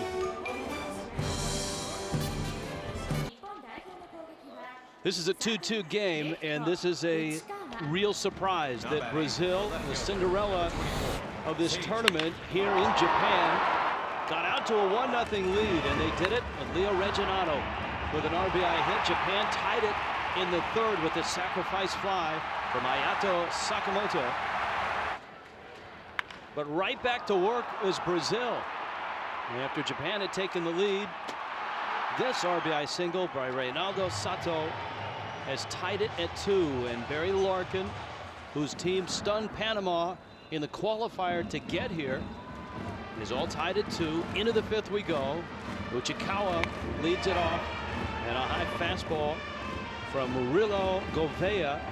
That was a swing to the first base umpire, Poon Ki Kim. 1-1 pitch. Breaking ball from Gouveia stays upstairs, and we have seen both of these Brazilian pitchers really have a tough time getting the ball down.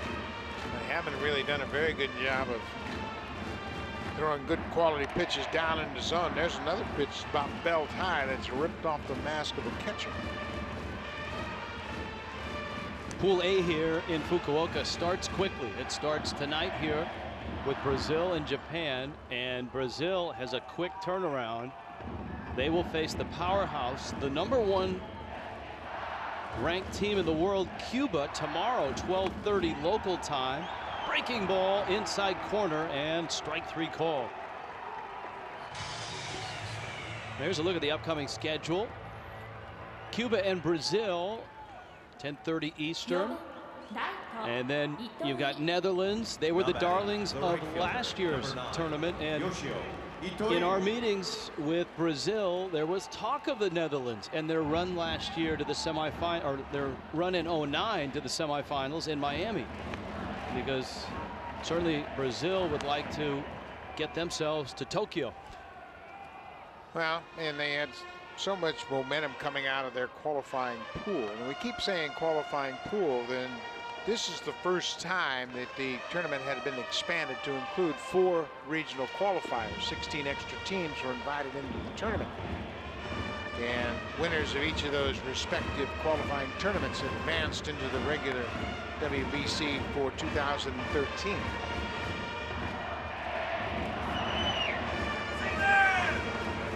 A lot of pressure on Team Japan, and for Brazil, they walked into batting practice tonight loose and looking like a team that had played already 80 games in a season. There did not seem to be any nerves on this Brazilian team at all, and I think a lot of credit goes to Barry Larkin for that. No question about it. Larkin was standing right behind the cage and encouraging all of the fun and enthusiasm, and he was calling out different situations. Get him over, take 5 swings, get him in. Nice play by Gouveia. On the comebacker and a little flip. And just like that, the right-hander has a couple of outs. Gouveia struggled in his first inning of work back in the 4th when he allowed Japan to tie it up, but this inning's been a different story. Got the strikeout, now an easy 1-3 putout for Gouveia. And now he's got Atsunori Inaba. Gouveia's at 34 pitches. Rafael Fernandez, who started, he threw 56.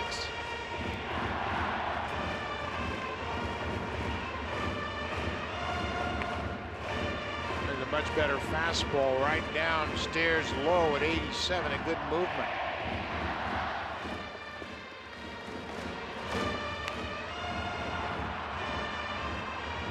In the air, lots of room, and Reginato is there, and he makes the catch. And a 1-2-3 inning for Murilo Gouveia. Brazil hanging in there with a 2-time defending champ, Japan. Got them all covered there. You got a Japan jersey, the hometown SoftBank Hawks, and a little Brazilian action there as well. And the 3rd pitcher already for Team Japan, Tadashi Setsu. And he is pitching in his home ballpark. Setsu went 17-5 a year ago with a very good 1.91 ERA. Another starter. And that's what we talked about. The depth of the Japanese pitching staff is remarkable. Brazil with 2 runs and 6 hits already against Japan's vaunted pitching staff. And another lefty in the bullpen. Good sharp breaking ball for a strike. It's 0-2. Really makes it challenging for this Brazilian lineup to have to look at a different pitcher each at bat. When you come up, a different look, a different set of pitches. Setsu has a very good off-speed pitch, and it's quite a departure from what they've seen earlier. It looked like a splitter that Okuda was able to foul off. Now, we've had managers express to us a little bit of concern about their pitching staffs, in the sense that they have a lot of starters but not middle relievers or closers. It's kind of like an all-star team where you've got a bunch of guys that are used to routine and starting and not used to coming in situations. I don't think it's that much of a problem at this time of the season for the Japanese players. Just like major league players, they're in spring training, so starters are only going to go a couple of innings anyway, and that's how they settled upon the pitch counts and the restrictions that they've set up for this tournament. Well, you tell that to Victor Mesa, the Cuban manager, because that was near the top of his list of concerns. Well, they're finishing up their season. They play all winter long, so his pitchers are in game shape to begin with. 2-2 pitch coming to Okuda, and a good live fastball. Threw it by him at the letters.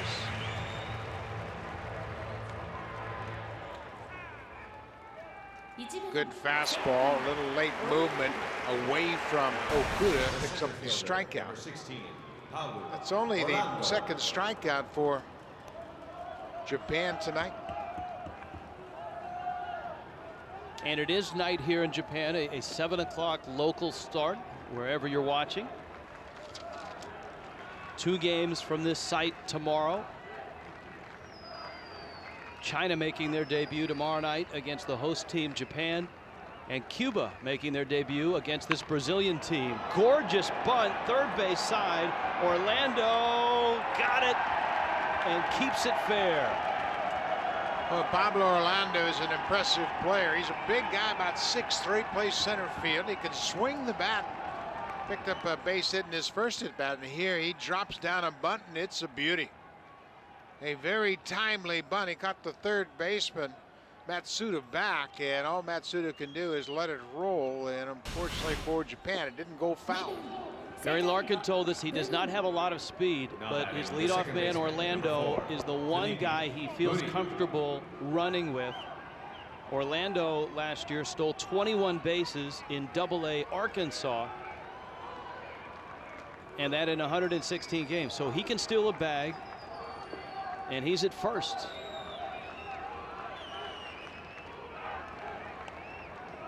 Boy, that is a quick move from Setsu. Not much of a step toward first. He just kind of spun on that heel of his left foot and made a quick throw to first.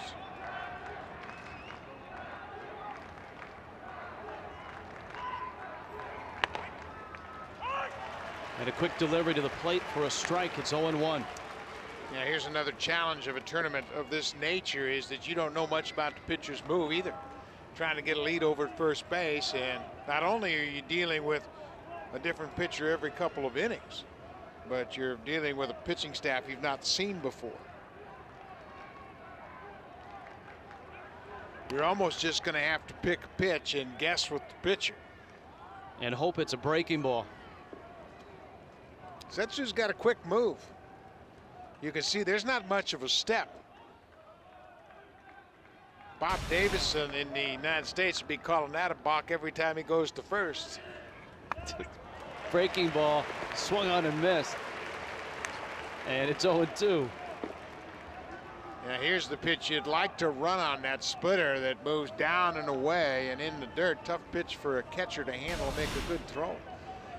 Well, you're right in watching that replay. By rule, the foot's got to come off the rubber before he makes that move.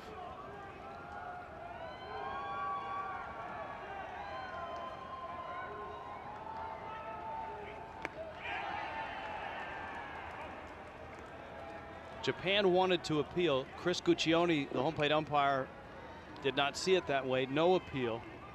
And the count's 1-2.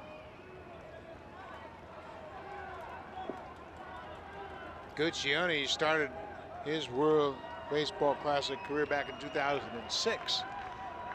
He is a veteran of this tournament. Pablo Orlando with speed at first. And Burin, little second baseman for Brazil, hanging tough. Not only does Setsu have a good move to first, he unloads in a hurry. He's a tough guy to run on. You can see he doesn't have much of a leg kick and gets that ball to the catcher very quickly, so it makes it difficult for Orlando at first to get a good lead and take a shot at a stolen base. Setsu ready, 1-2 coming.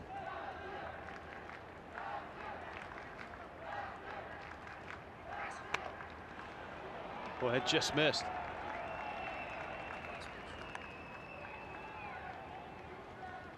This time they go with the fastball. You can see it ran to the outside corner. Boy, the catcher was moving an awful lot. It really made it difficult for Guccione to get a good look at it. Remember, Shinosuke Abe is not in there for Japan tonight. His knee still sore. MVP catcher. Looks like Orlando's ready to run. He was late diving back into first. It's a 2-2 count. That's a good opportunity to take a gamble. There's Abe on the bench, and you can bet he would just as soon be back behind the plate, but he is hampered by that knee injury. 2-2, not running. Delayed steal, and the throw down to second. He's in there. Boy, it was a perfect delayed steal. And generally in that delay steal mode. He'll bounce off. Watch it. 1, 2, and then break. And you catch the catcher. Look at the catcher. He was flat-footed. That's a great shot to show you the timing, and Orlando executed it perfectly. Infielders will take one last look at the runner at first, and when the pitcher is delivering, they see he's not breaking, so they will generally relax. Well, it was the catcher that relaxed on that delayed steal. Now a 3-2 coming to Burin, and he strikes him out. So Setsu strikes out Burin, and now the guy that has looked the best at the plate for Brazil comes up with a chance to give Brazil the lead. It's just a good fastball right here, and Burin gets a piece of it, but Aikawa holds on for the strikeout. Well, there's a little strategy going on right now, and I think you made a great point, as Leonardo Reginado has got 2 hits in each of his at-bats in this ball game. Drove in a run in the first, doubled and scored in the 4th, and Koji Yamamoto sent the pitch coach out there to say, hey, we got a base open. Let's don't give in to this guy.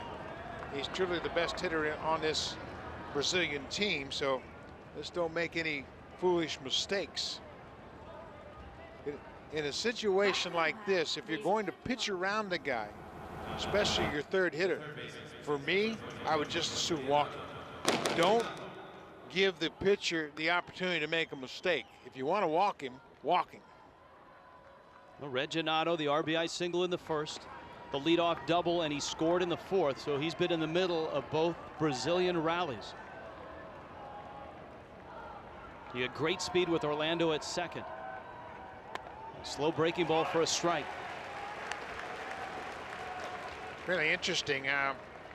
It appears as though they're going to pitch to him and try to get him out. I think even Reginado was a little bit surprised they threw him a first pitch strike.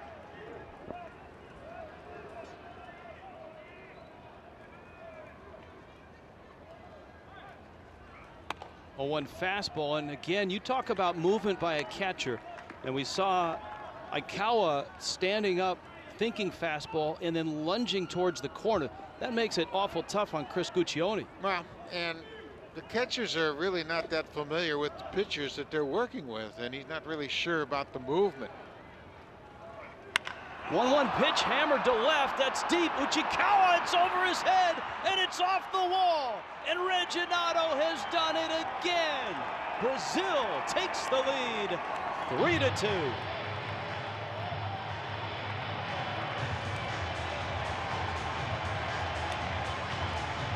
3 for 3 for Leonardo Reginado, and Koji Yamamoto doesn't look like a happy skipper. They sent the pitching coach out to talk about Reginado. They had a base open, 2 outs, the go-ahead run in scoring position, and they hung a breaking ball, and he didn't miss it. He drills it to the gap in left center. Orlando scores for the 2nd time tonight, and how about that? Brazil is back on top. It was stunning to see Brazil take the lead to start the game. Surprising to see them come back and tie it after Japan took a 2-1 lead, and now here they are on top 3-2. And Matsumoto, the first baseman, up for Brazil. And they have out-hit Japan 8-3. Yeah, they've left some runners out there. Reginado is in scoring position. He's got good wheels. I tell you what, if Barry Larkin did have any thoughts in the back of his mind that his young Brazilian team was going to be intimidated, all of those thoughts are gone now. They jumped out to a lead, they gave up the lead, and they have retaken it.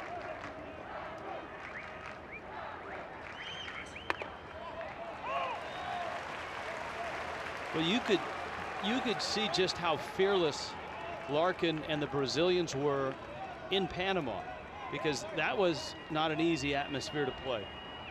You're at Rod Carew Stadium, and you've got a lineup with major leaguers, Major League All-Stars, Carlos Ruiz, Carlos Lee. 0-2 coming. Inside out, and a little liner to third. Matsuda makes the catch But Leo Reginado of Brazil has done it again. An RBI double, and Brazil is back on top. Big crowd here in Fukuoka, and although they've been loud all night, they're stunned right now because Brazil, big-time underdogs, have a 3-2 lead, and that man, the third baseman for Brazil, Leo Reginado, has been in the middle of everything. Well, he sure has, and he got off to a great start. He drove in the first run of the ball game with a solid single to left back in the first inning. And then in the fourth inning, he led things off with a ringing double to base the wall in left field. He would come around to score.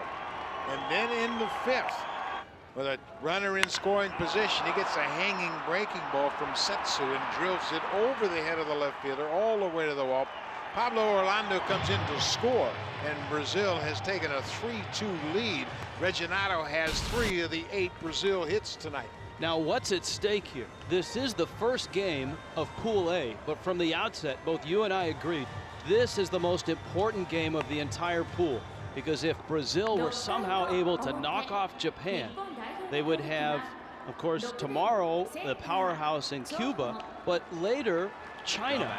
And so their path to Tokyo, if they get this one, all of a sudden opens wide. Yeah, and China is really overmatched in this pool, and they have been throughout the history of the World Baseball Classic. They just don't have the depth of talent that the other teams have. Cuba is loaded, there's no question about that. But Brazil has saved their best pitcher, Andre Rienzo, for tomorrow's game. He's a left-handed pitcher that pitches very well, and he was in camp with Chicago White Sox during spring training. He got as high as AAA last year. So he has got a big arm, and they certainly like the possibility of him shutting down the potent Cuban team. Murilo Gouveia, who had the great relief run in the qualifier in Panama, gave up a run in the fourth. He worked a 1-2-3 fifth, and he's facing Hisayoshi Chono.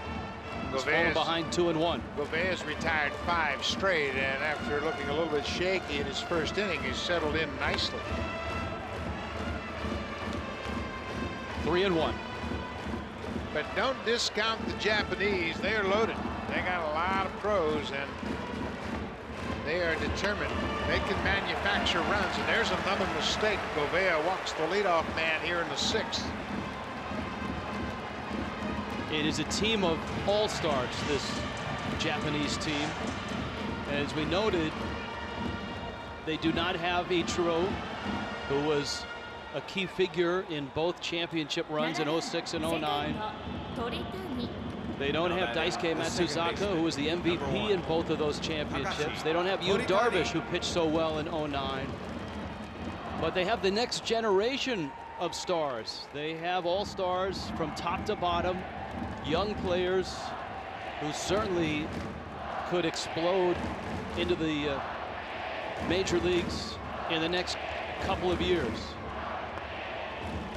Again, Japan playing for that 1 run after getting the leadoff man on here in the 6th, trying to tie it up. They will bunt in the first, they'll bunt in the middle of the game, and they'll bunt late. Takashi Toritani, the second baseman, with Chono, the runner, at first, and he has a healthy lead. Gouveia to the plate, ground ball up the middle. Barine gets an out, gets them both, a double play.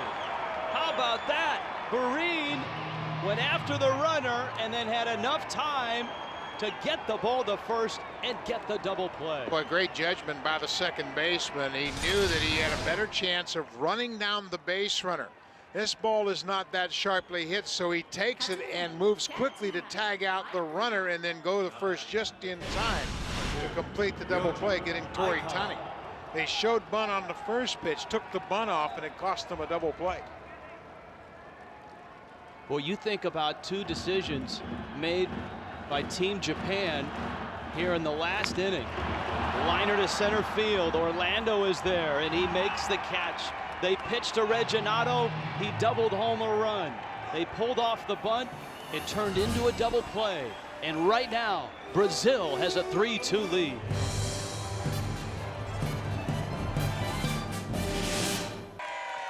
in this big house, a small contingent of Brazilian fans, and they are going wild right now. Brazil has a 3-2 lead in the bottom of the 6th. Brazil is the home team in this opener, though it's in Fukuoka against the 2-time defending World Baseball Classic champs, Japan. Ronaldo Sato, RBI single in the 4th, and he takes outside. Tadashi Setsu continues on. He's the 3rd pitcher to work for Japan. Makun Tanaka, the starter, lasted just 2 innings, and he did not look good. And a fastball misses up. Again, the bullpens are not within sight of us or anybody sitting here. They are hidden below. Yamaguchi, another lefty, is getting ready.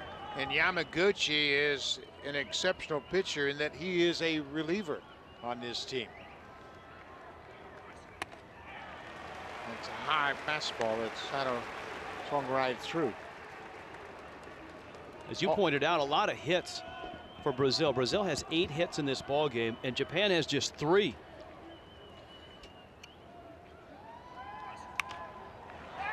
Setsu jammed him, a little pop-up out behind the mound. Matsuda is there, and he makes the catch. Well, game 2 of Pool A comes quickly. The world's top-ranked team is Cuba, and this Brazil team will turn around. 12:30 local start here in the afternoon. Of course, a Saturday night Eastern time at 10:30, 3:30 a.m. GMT. Check your local listings for the exact time in your region. The World Baseball Classic, baseball spoken here. Well, you see one of the great hitters in the world in that game tomorrow in Cuba, the switch hitting Frederic Cepeda, who has 22 career hits in World Baseball Classic history, and he is 2 off the all-time lead. There's a hanger, and that's just foul. Just foul, and Magalhães, who hit a ball out but foul in his last at bat, just misses another big hit. Boy, that's a hit-me breaking ball. That curveball hung right out over the plate, and Magalhães just missed another extra base hit. The Cuban team, and we heard 3 of the 4 managers talk about manufacturing runs. There was no talk of that from the Cuban team. They go for big innings. Their batting practice was something. Well, we've talked about Cepeda, the switch hitting outfielder for the Cuban team. He has 5 career home runs, and he leads the World Baseball Classic with 18 career RBIs. Check swing. He went around, and a strikeout for Setsu. So Setsu gets Magalhães. He's got 2 outs here in the 6th. 3rd strikeout for Setsu, and that's another good splitter, boy. That thing dove right as it got into the hitting area, and you can see Magalhães tried to check, got halfway, went too far. 3rd strikeout since entering the ball game. This is now his 2nd inning of relief. Juan Carlos Muñiz. Singled and walked. He got it off the end of the bat. Uchikawa comes charging in, and he makes the catch. Quick inning for Setsu. And we sail to the 7th, and look at this. Brazil has a 3-2 lead.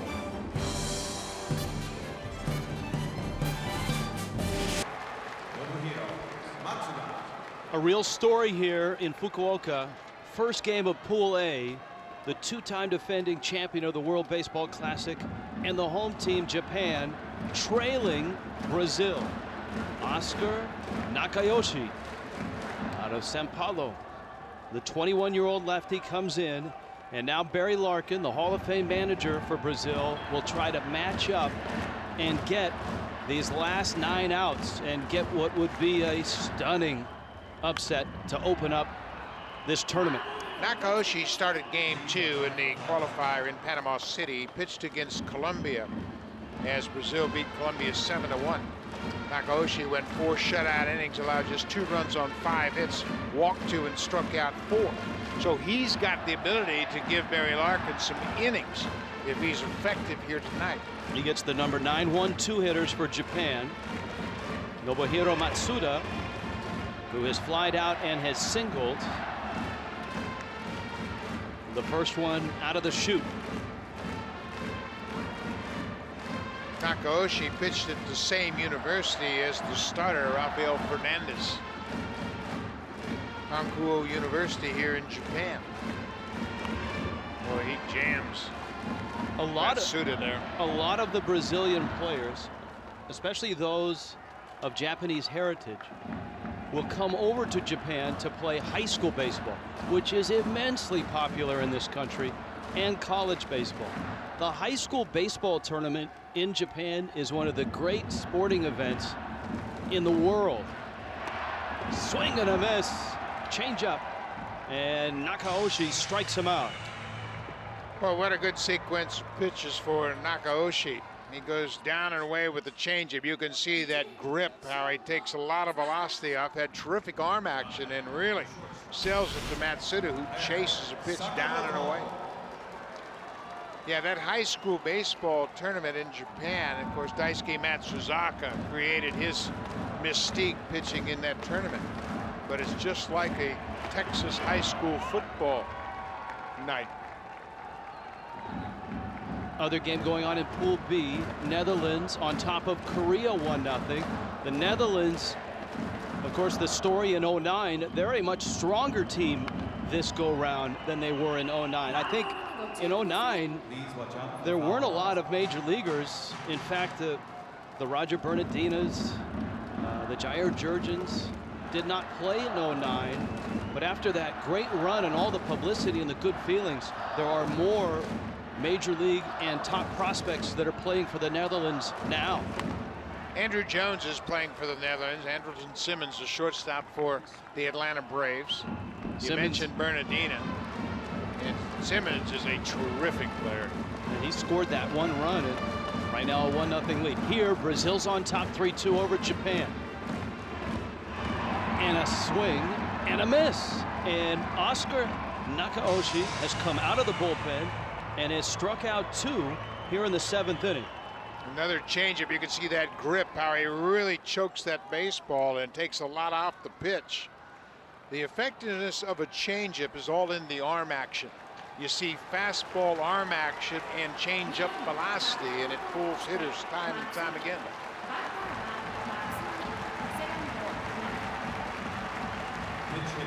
Well, a pinch hitter now for Japan, and a guy that fans over the United States are familiar with, Kaz Matsui.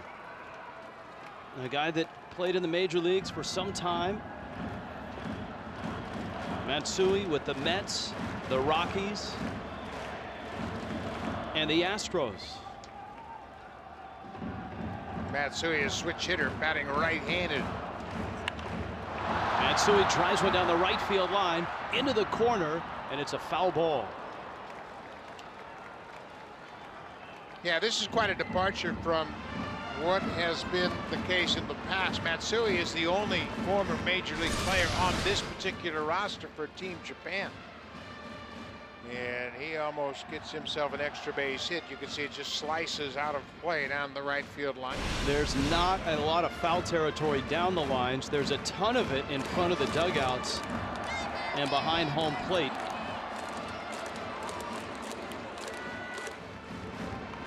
One of the tricky things about this field, and we saw it in the 2 exhibition games, there is no warning track in foul territory in front of the walls down both lines. We've seen a couple of players go charging into the padded walls. 0-2. Nakaoshi, the lefty, has struck out the first 2 he's faced here in the 7th. And his 0-2 pitch. Matsui drives one on a hot lunging stop. Matsumoto gets to first. And Brazil retires Japan 1-2-3 in the 7th inning stretch. And Cinderella is alive and well in Fukuoka. Brazil leads Japan 3-2. Well, there it is. Japan, the favorite certainly here in this pool. and a favorite to get to the finals in San Francisco. Brazil had to qualify to get here, and in the bottom of the 7th, in the first game of Pool A, Brazil has a 1-run lead in the bottom of the 7th. And the first pitch from Tadashi Setsu is a strike to Diego França, the catcher for Brazil. Well, we got to give Francis some credit for what he's done behind the plate to really neutralize the Japanese offense. Done a nice job of calming down his pitching staff. And remember, it was Yan Gomes who was in that spot in the qualifier in Panama for those 3 games in November. The 3 biggest games in Brazilian baseball history until this one. Here's the 0-2.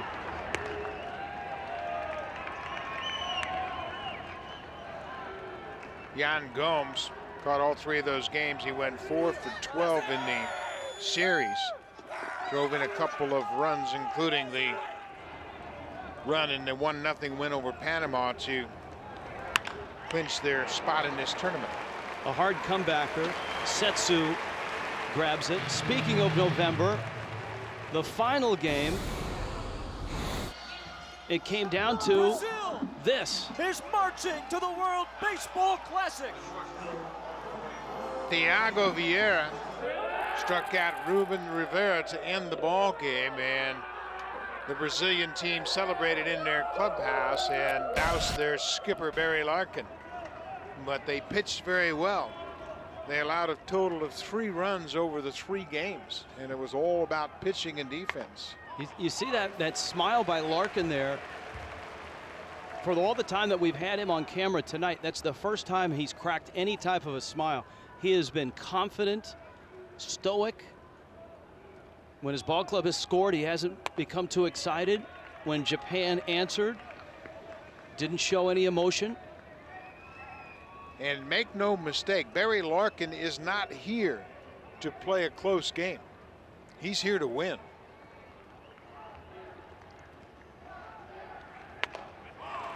A swing and a miss. Pedro Okuda, the number 9 hitter for Brazil. In that clinching game, Carlos Ruiz got a base hit with a runner at second. In the bottom of the 9th, the score 1-0. The runner stopped at third. And then Thiago Vieira was able to strand that runner at third and complete the 1-0 win. So they had a chance. Panama had a chance to tie it. Ruiz got a base hit to left field, but they stopped the runner at third. And it's hard to say momentum can go from November all the way to March. But that confidence that Brazil got from that win seems to have translated here tonight against the heavily favored Japan team. Setsu gets the first 2 outs of the 7th. Setsu's done a nice job. He now has 4 strikeouts since coming into the ball game, and this time he uses that breaking pitch and gets Okuda to chase. But back to the top of the order, and a guy that's done a lot of damage here tonight, Pablo Orlando. Got a couple of hits and scored 2 runs. Had a big stolen base in the 5th, a delayed steal that set up the go-ahead run.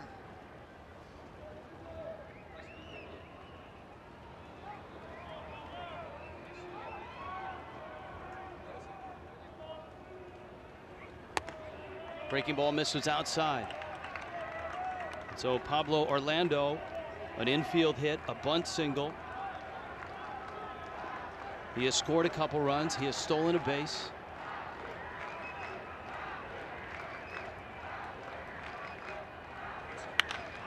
Fastball to right. Itoi makes the catch. Setsu looks sharp, but Japan is running out of outs. To the 8th, Brazil 3-2. Right now, Brazil is on top by a run, and the man responsible is Leo Reginato, the 3rd baseman for Brazil. An RBI single in the 1st, a double in the 4th, an RBI double in the 5th.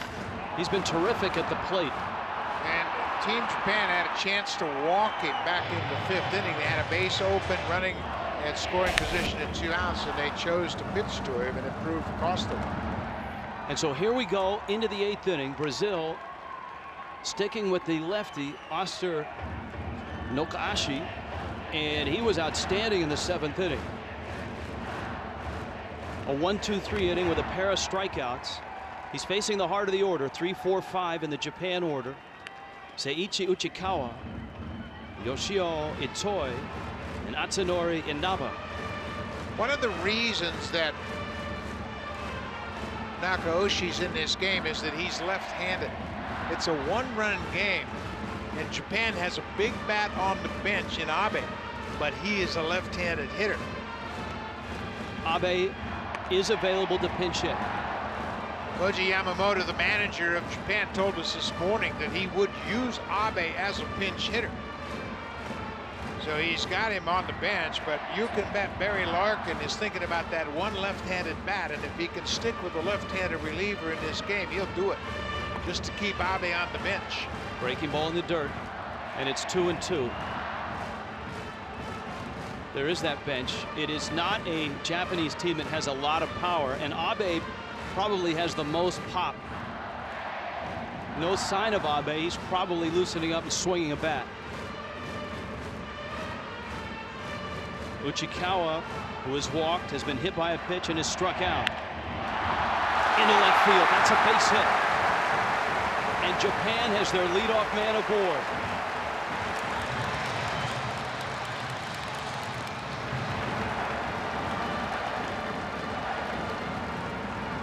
Japan had a leadoff walk back in the 6th, but it was erased by a double play, and here Uchikawa rips one into left. He's been on base 3 times tonight. Well, you've made the comment that Japan will play little ball no matter where they are in the lineup. Here they are with a runner at first and their cleanup hitter up, Yoshio Itoi, and then you've got Atsunori Inaba.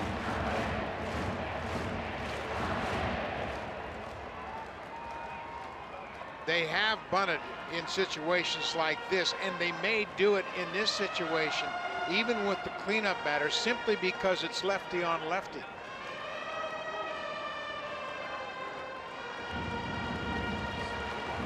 They have a pinch hitter on deck, Hirokazu Ibata. Now, he's a right-handed hitter, and he has come on deck for Inaba. And you can see they throw to first base just to see whether or not the batter would square around to tip his hand. And so Ibata is on deck. Koji Yamamoto, one of the all-time greats here in Japan, another move over, and a pretty good move for Nokashi. Boy, there's a lot going on right now. Yamamoto looks like he has put the bunt on. Reginato, the third baseman, is really charging in from third, anticipating the bunt. He's bunting. He lays it down, and the play to first. Brazil gets the out. Uchikawa is now at second. Itoi, the cleanup hitter, sacrifices and puts a runner in scoring position. And you can see Yamamoto calling out to Chris Guccione, the home plate umpire, that he is going to pinch hit with Ibata. Now the question is, will Barry Larkin counter with a right-hander? Thiago Vieira is their closer, and he is a power pitcher that closed out both games against Panama. So now it's a situation where there's no concern about the pitcher Nakaoshi. He's a starter, so he's got plenty of bullets left in the tank. And there's the first round scoreboard as the Netherlands has the lead over Korea. To Kurt Smith RBI in that one. Here, Japan is trailing, but as you can see, the tying runs in scoring position. And even though Barry Larkin has a pair of relievers ready, he is sticking with the lefty. Here is Ibata.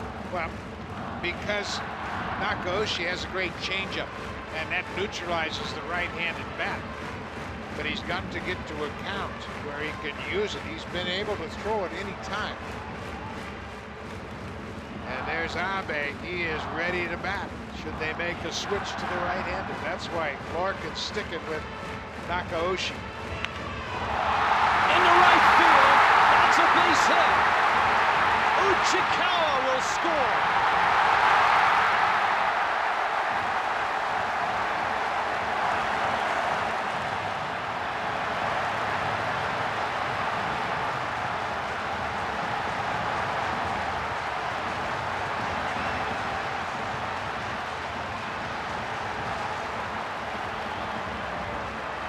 And once again, it's tied.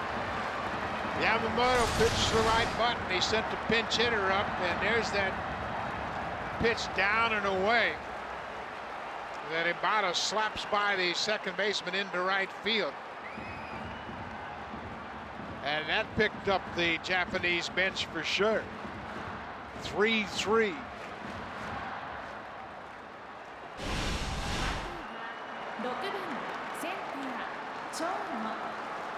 Now batting, the center fielder, number 34, Hisayoshi Chono.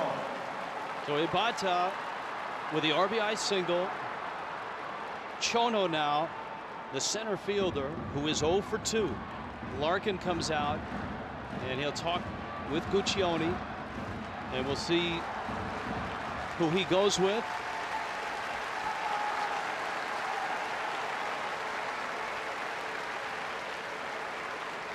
Brazil is going to go with Kelsey Kondo. At least that's the indication from the cavernous bullpen. And we'll take a timeout. Nokeoshi comes out. Japan has tied it.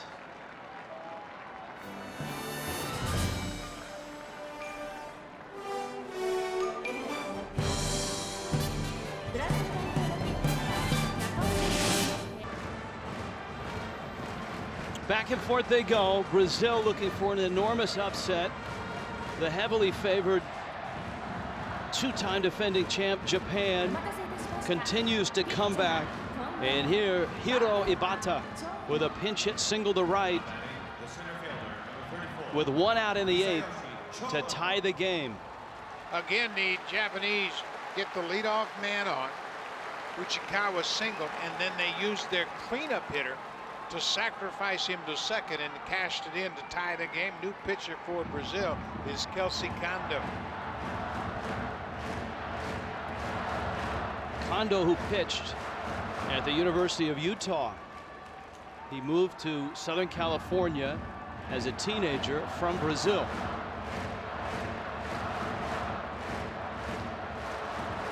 Ibata chased back. He had a big lead at first base.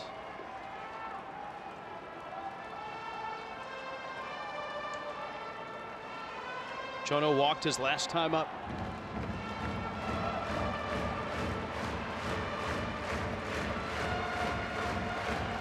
Runner goes and then stops on a breaking ball in the hole. Safe at second.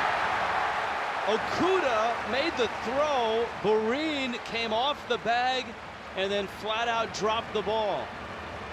Ibata started and then stopped. The runner at first broke for second. The ball is pulled in the hole. It's short. Okuda gets it, but he pulls the second baseman off the bag. It looked like Borin took his eye off the ball before he got it. If he keeps his eye on the ball, catches it, they get the force at least at second, get 1 out. Yeah, that should have been an out at second base. And it'll be scored as an infield single. Number 1, Takashi. And here is Takashi Toritani. And so now you've got Brazil, who has lost the lead. And now Barry Larkin's ball club is trying not to give up another run. Shinosuke Abe is on deck, the power hitting catcher who did not start because of a sore knee. Would bat for the catcher. Aikawa. Tortoni hit into a double play back in the 6th. Kondo, who has that sidearm slinging delivery, has fallen behind 2-0, and one would expect that were Abe to come to the plate, Kondo would not face him.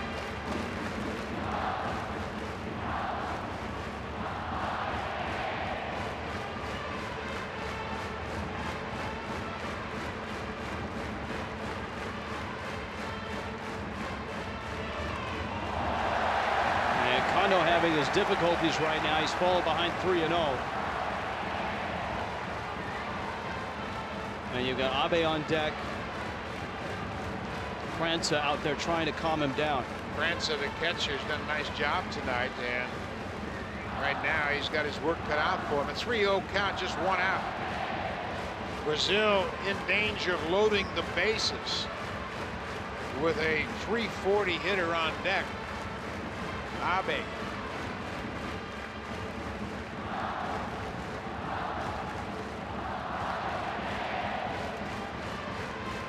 Kondo's 3-0. And he misses badly. And so now, here comes Abe. Bags are loaded.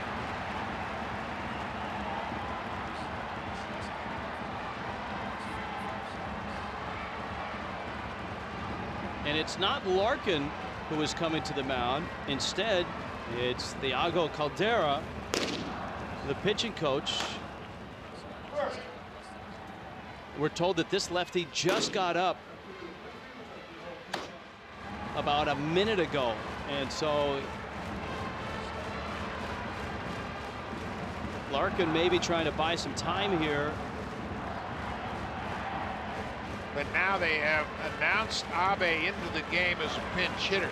Yamamoto came out, told the umpire, Chris Guccione, that he was going to be into the game. So Kondo has to pitch to him. Now you can hear the reaction.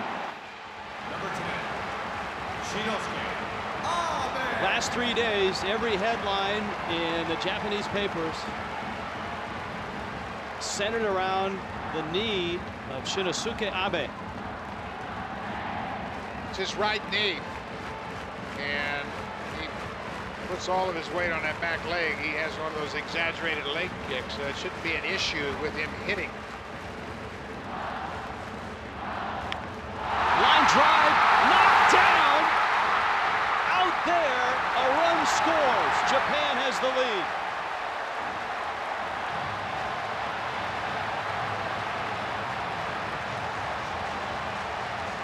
It's a bullet of a fielder's choice.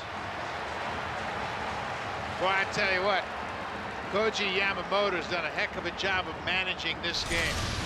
He knew his team well. He wanted the same Abe for a pivotal at bat, and he delivers. A bullet knocked down by Burin, but on the fielder's choice, Japan has taken the lead. In this inning, Yamamoto has had the cleanup batter sacrifice, has tied the game up with a pinch base hit, and then used a second pitch hitter in the inning to take the lead. Terrific job of managing his ball club in this inning.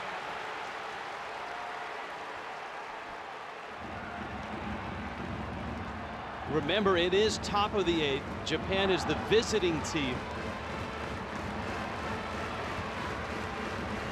But a 2-run 8th and a 1-run lead. Now Matsuda, who was 1 for 3 in the 9 spot, goes around, and a breaking ball from Kondo. If Abe's knee is so bad that he can't catch, Japan has 3 catchers on their roster, so they have an option. But they got what they wanted out of Abe. A pivotal at bat, and he delivers the RBI.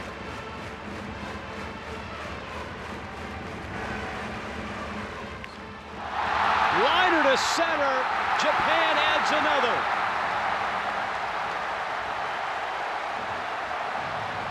Matsuda.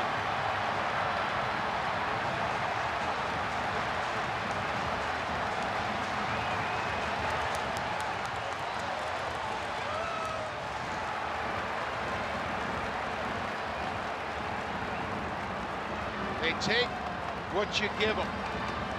They don't have a lot of power, but Matsuda stayed back on the breaking ball and delivers the RBI base hit up the middle. And that's going to knock Kondo out of the game. Breaking ball out over the plate, not trying to do too much with it, doesn't try to pull it, and drives it into center for an RBI single.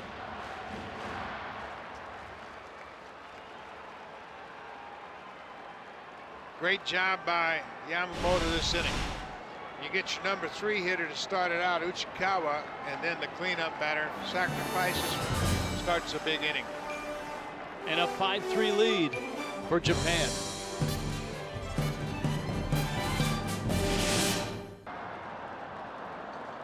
Shinosuke Abe has delivered a pinch hit RBI. Japan has 3 runs here. This was the Abe shot with the bags loaded. It was knocked down behind the bag at second. It drove in a run. And then Nobuhiro Matsuda followed with an RBI single. That knocks Kelsey Kondo out of the ball game. Ernesto Norris, a right-hander, is in for Brazil. Brazil came into the inning on top 3-2. And seemingly in control was Oscar Nokooshi. Nokooshi, remember, had the 1-2-3 7th. But in the 8th, he ran into trouble right away. Uchikawa single, sacrificed by Itoi. And remember, Ibata had the RBI single as well. Yeah, Nakaoshi looked like he was going to be able to pitch a couple of innings, but that big leadoff single by Uchikawa set the tone for the inning so far. This is such a great atmosphere here in Japan.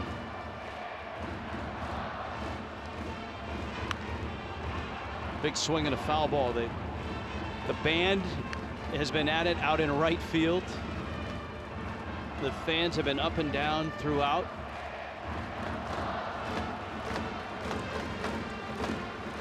Well, they were worried for a while. There wasn't much for the old hometown team to cheer about. But 3 runs here in the inning so far, and they've taken a 2-run lead. That man right there, the MVP of the Central League in 2012, he had 340 during the regular season, delivers a big RBI. Yeah. Didn't get credited with a hit, but boy, it's a big RBI. Catcher for the Giants, MVP, championship, and he's not named Buster Posey, and he's running on that 1-2 pitch, and it's popped foul and out of play. Yeah, for a guy that's got a bad knee, he didn't hesitate at second. The pitcher never looked him back. He just kind of waltzed off second base and headed toward third, but the ball was fouled out of play. That's a pretty good sign that he is moving. If Japan wins this ball game, they've got China tomorrow night. It's another opportunity for Yamamoto to rest him, because as you noted, China is certainly a much bigger underdog than Brazil was coming into this ball game. Brazil a huge underdog, but here they were up 3-2 going into the top of the 8th. 1-2. Norris channeling his inner Marmol there. I think he had the strikeout. Well, Norris pitched 11 years in Cuba, and you can see the animation that you see in Cuban players. He pitched in the Industrial League for 11 years. He moved to Brazil in 2001 and has since played there in Brazil. 2-2. Magalhães makes the catch. The Brazilians have their work cut out. Down by 2 now in the bottom of the 8th. That's where we're headed.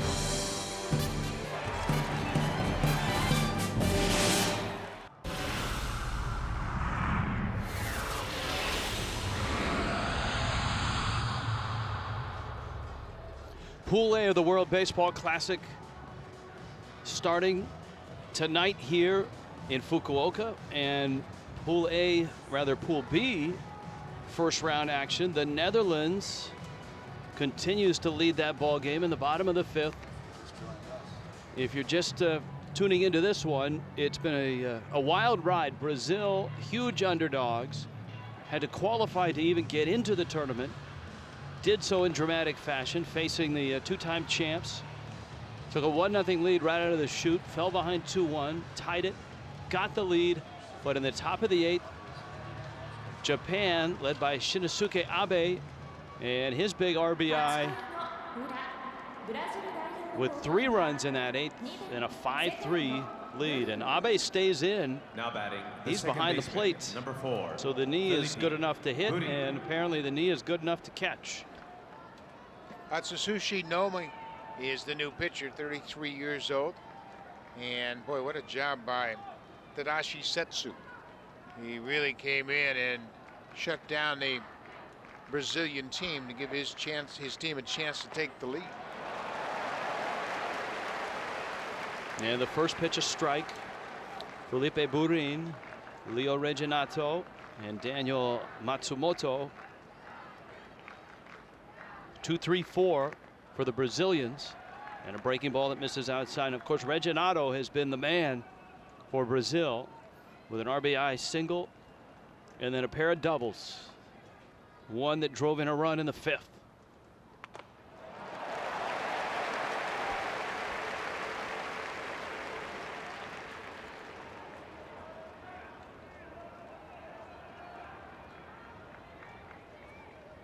That high setup and the 1-2. Pretty good fastball, 90 miles an hour, missed upstairs. Nomi is another starter. He led the Central League in strikeouts, and he was tied at 172 strikeouts with Suguichi, who pitched earlier in this game. Toshiya Suguichi came in relief in the 3rd, worked a couple of innings. So another starter pitching as a reliever for Japan. 3-2 coming to Burin. Bouncer out to second. Toritani gets the out. Japan is so deep in their pitching staff, and they've got 2 more ready to go. Yamaguchi, the lefty. Kazuhisa Makita, the right-hander. And there, of course, the skipper, Koji Yamamoto, one of the great players in Japanese baseball history. We saw Sadahura Oh throw out the first pitch. Yamamoto doesn't have, what is it, 868 home runs that Oh had, but well over 500.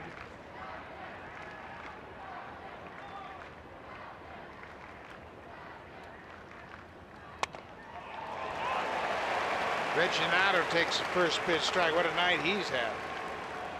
A couple of doubles, 3 hits in the game. He's driven in 2 runs, scored a run.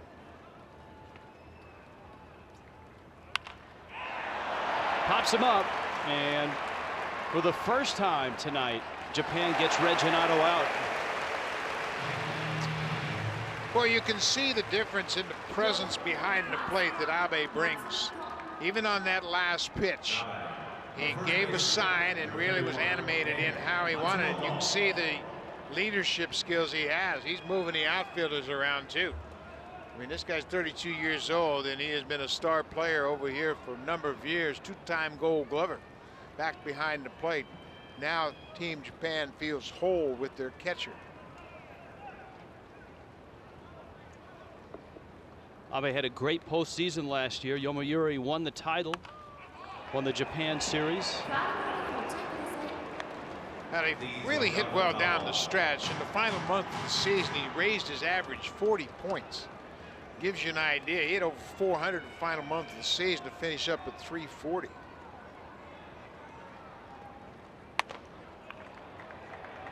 .91 on that fastball. And they count 1 ball, 1 strike, 2 outs. Bottom 8. Japan has come back to take the lead over Brazil. It's a letter high strike. Brazilian fans, celebratory mood all night long until the 8th, the top of. And here in the bottom of the 8th, Atsushi Nomi works quickly. A 1-2-3-8 to the 9th. Japan by 2.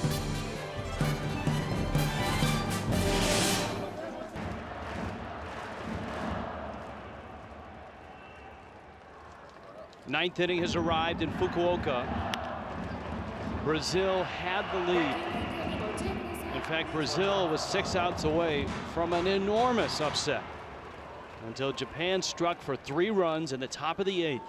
And so here, top of the 9th, Japan trying to add on. Ernesto Norris trying to get it to the bottom of the 9th and keep it at 2.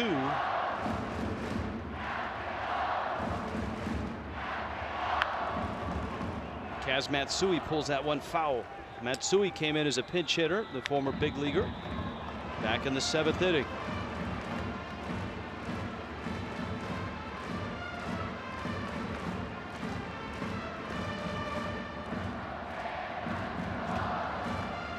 Norris is the 5th to work for Brazil.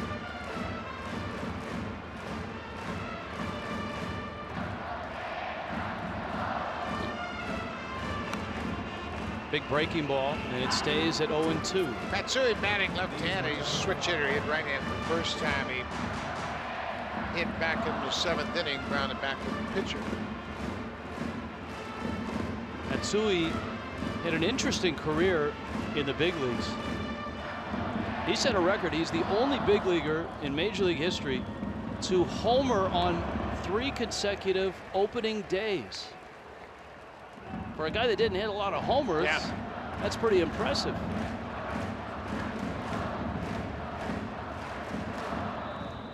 And those homers came in his first at bat Each year. of each year. That's pretty impressive. It was downhill after that. That's a tough standard to set for yourself. The only major leaguer to ever homer in his first at bat each year for 3 years in a row. Well, they got some scouting reports in there, although certainly not as detailed. Chopper out towards short, and Matsui is thrown out by Okuda. Well, game 2 of Pool A, this Brazil team will have to turn it around quickly because they take on powerhouse Cuba, and that's at 10:30 Eastern time, 3:30 GMT, and that's here in Fukuoka. Check your local listings for the exact time in your region. World Baseball Classic, baseball spoken here. Now Cuba is loaded with offensive players. Ulieski Gurriel, the third baseman. Frederic Cepeda, the outfielder, switch hitter with power. Seiichi Uchikawa. Well, he started the rally back in the 7th. Had a sharp single into left, came around to score the 3rd run of the ball game. That tied it up.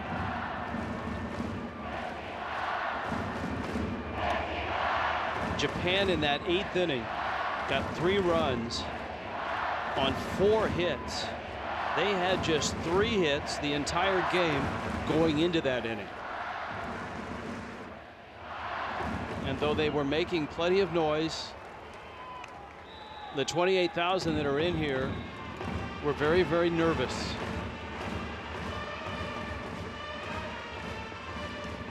Nothing short of a 3rd World Baseball Classic championship will do if you're Team Japan. Well, when you think about it, with the Koreans playing in Taichung, the Cubans playing here in this pool, one of those 3 teams is not going to advance to the semifinals. And they're 3 of the best teams in the world. Up the middle, Pedro Okuda to his left has it, and the Brazilian shortstop throws out a couple. In-game box score for Japan, Koji Yamamoto's ball club. Not a lot of damage, but as we noted, those 4 hits and the 3 runs all coming in the 8th. And certainly Yamamoto had his fingerprints all over that inning. Boy, he sure did. He did a heck of a job after the Uchikawa leadoff single. He toyed the cleanup batter, dropped down a sacrifice bunt, and that got the inning going. That really set up the situation. Then he used 2 key pinch hitters, and they both delivered RBIs. Ibarra hit for Inaba, and then Abe hit for the catcher, and they both had pinch RBIs in that situation. I tell you what, Itoi's a great example of how the Japanese players always play team baseball. And with nobody out and a man at first, the cleanup hitter drops down a perfect sacrifice bunt.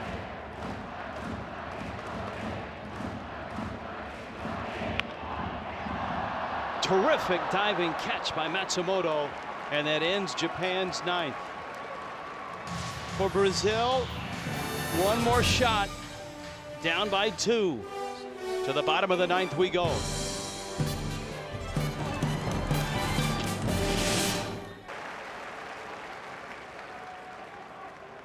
Japan's closer is in, Kazuhisa Nakita. And he rifles in a fastball, and he's out in front 0-2 as the bottom of the 9th has arrived. Nakita, it's been an impressive run here for this Japanese bullpen. And he misses outside with a breaking ball.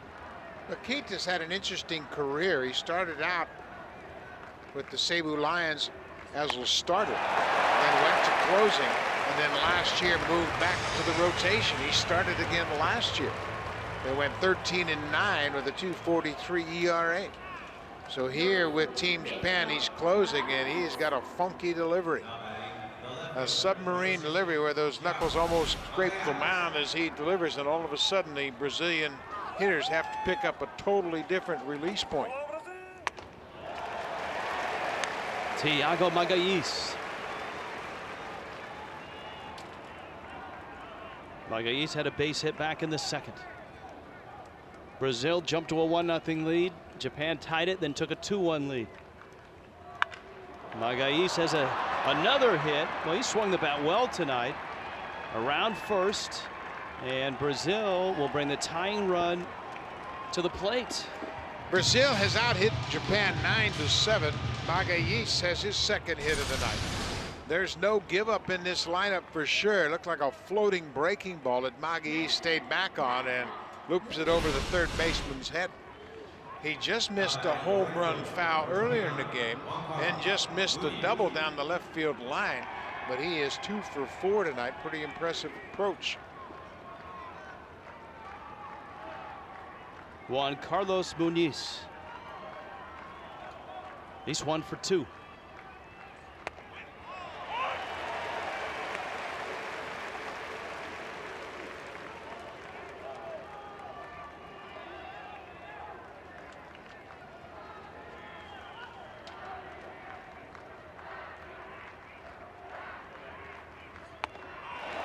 Elevates the fastball.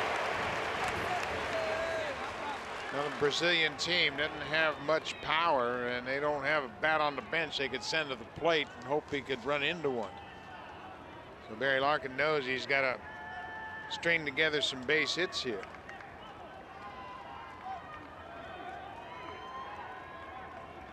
A very concerned dugout. They had a lot of emotion early on. They scored in the 1st and then came back and took the lead in the middle of the ball game. 0-2 pitch to Muniz. Just overpowering right now. Of course, Major League fans remember a Korean right-hander with a similar delivery, Byung-Young Kim, in the big leagues, who had a run as a closer.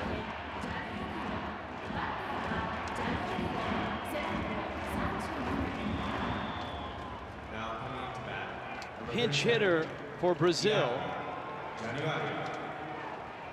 And for Brazil, it's a big man. It's Iago Januario. And Barry Larkin is hoping that this big guy runs into one. Well, he's 6'6". He's an interesting player in that he started out professionally as a pitcher, and now he's become a hitter. He certainly has the size to make you think he can knock it out of the ballpark. But he's only been hitting for a year and a half. Still a work in progress. And as Larkin told us about Januario, to learn how to hit in this environment at this level, not easy.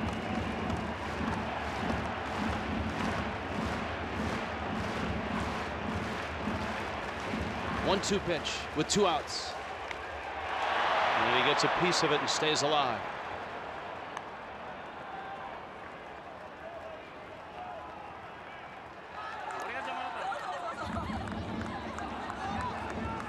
Japan down for much of the game. A 3-run 8th and now a 2-run lead. A strike away from opening with a win. To center. Chono is there and he makes the catch, and Japan comes from behind and beats Brazil 5-3. Well, and they did it just exactly like we predicted, pitching and defense. And even though their starter, Tanaka, didn't have a great game, he allowed just 4 hits and a single run. It was unearned, but they got their star into the game. Shinsuke Abe came on as a pinch hitter in the 8th. 2 pinch hits in the 8th led to a couple of runs. And Koji Yamamoto, the manager, did a heck of a job in that 8th inning as he scratched out 3 runs, and that was the difference in the ballgame.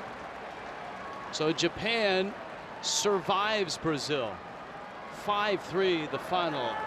And Abe with a big RBI and a big comeback for Team Samurai here. The favorites to get to Tokyo and then on to San Francisco. A scare tonight, but they win it 5-3. Back at it tonight at 10:30. Cuba and Brazil. Check your local listings for the time in your area. For Buck Martinez, I'm Rich Waltz. So long from Fukuoka. This has been a special presentation of the World Baseball Classic.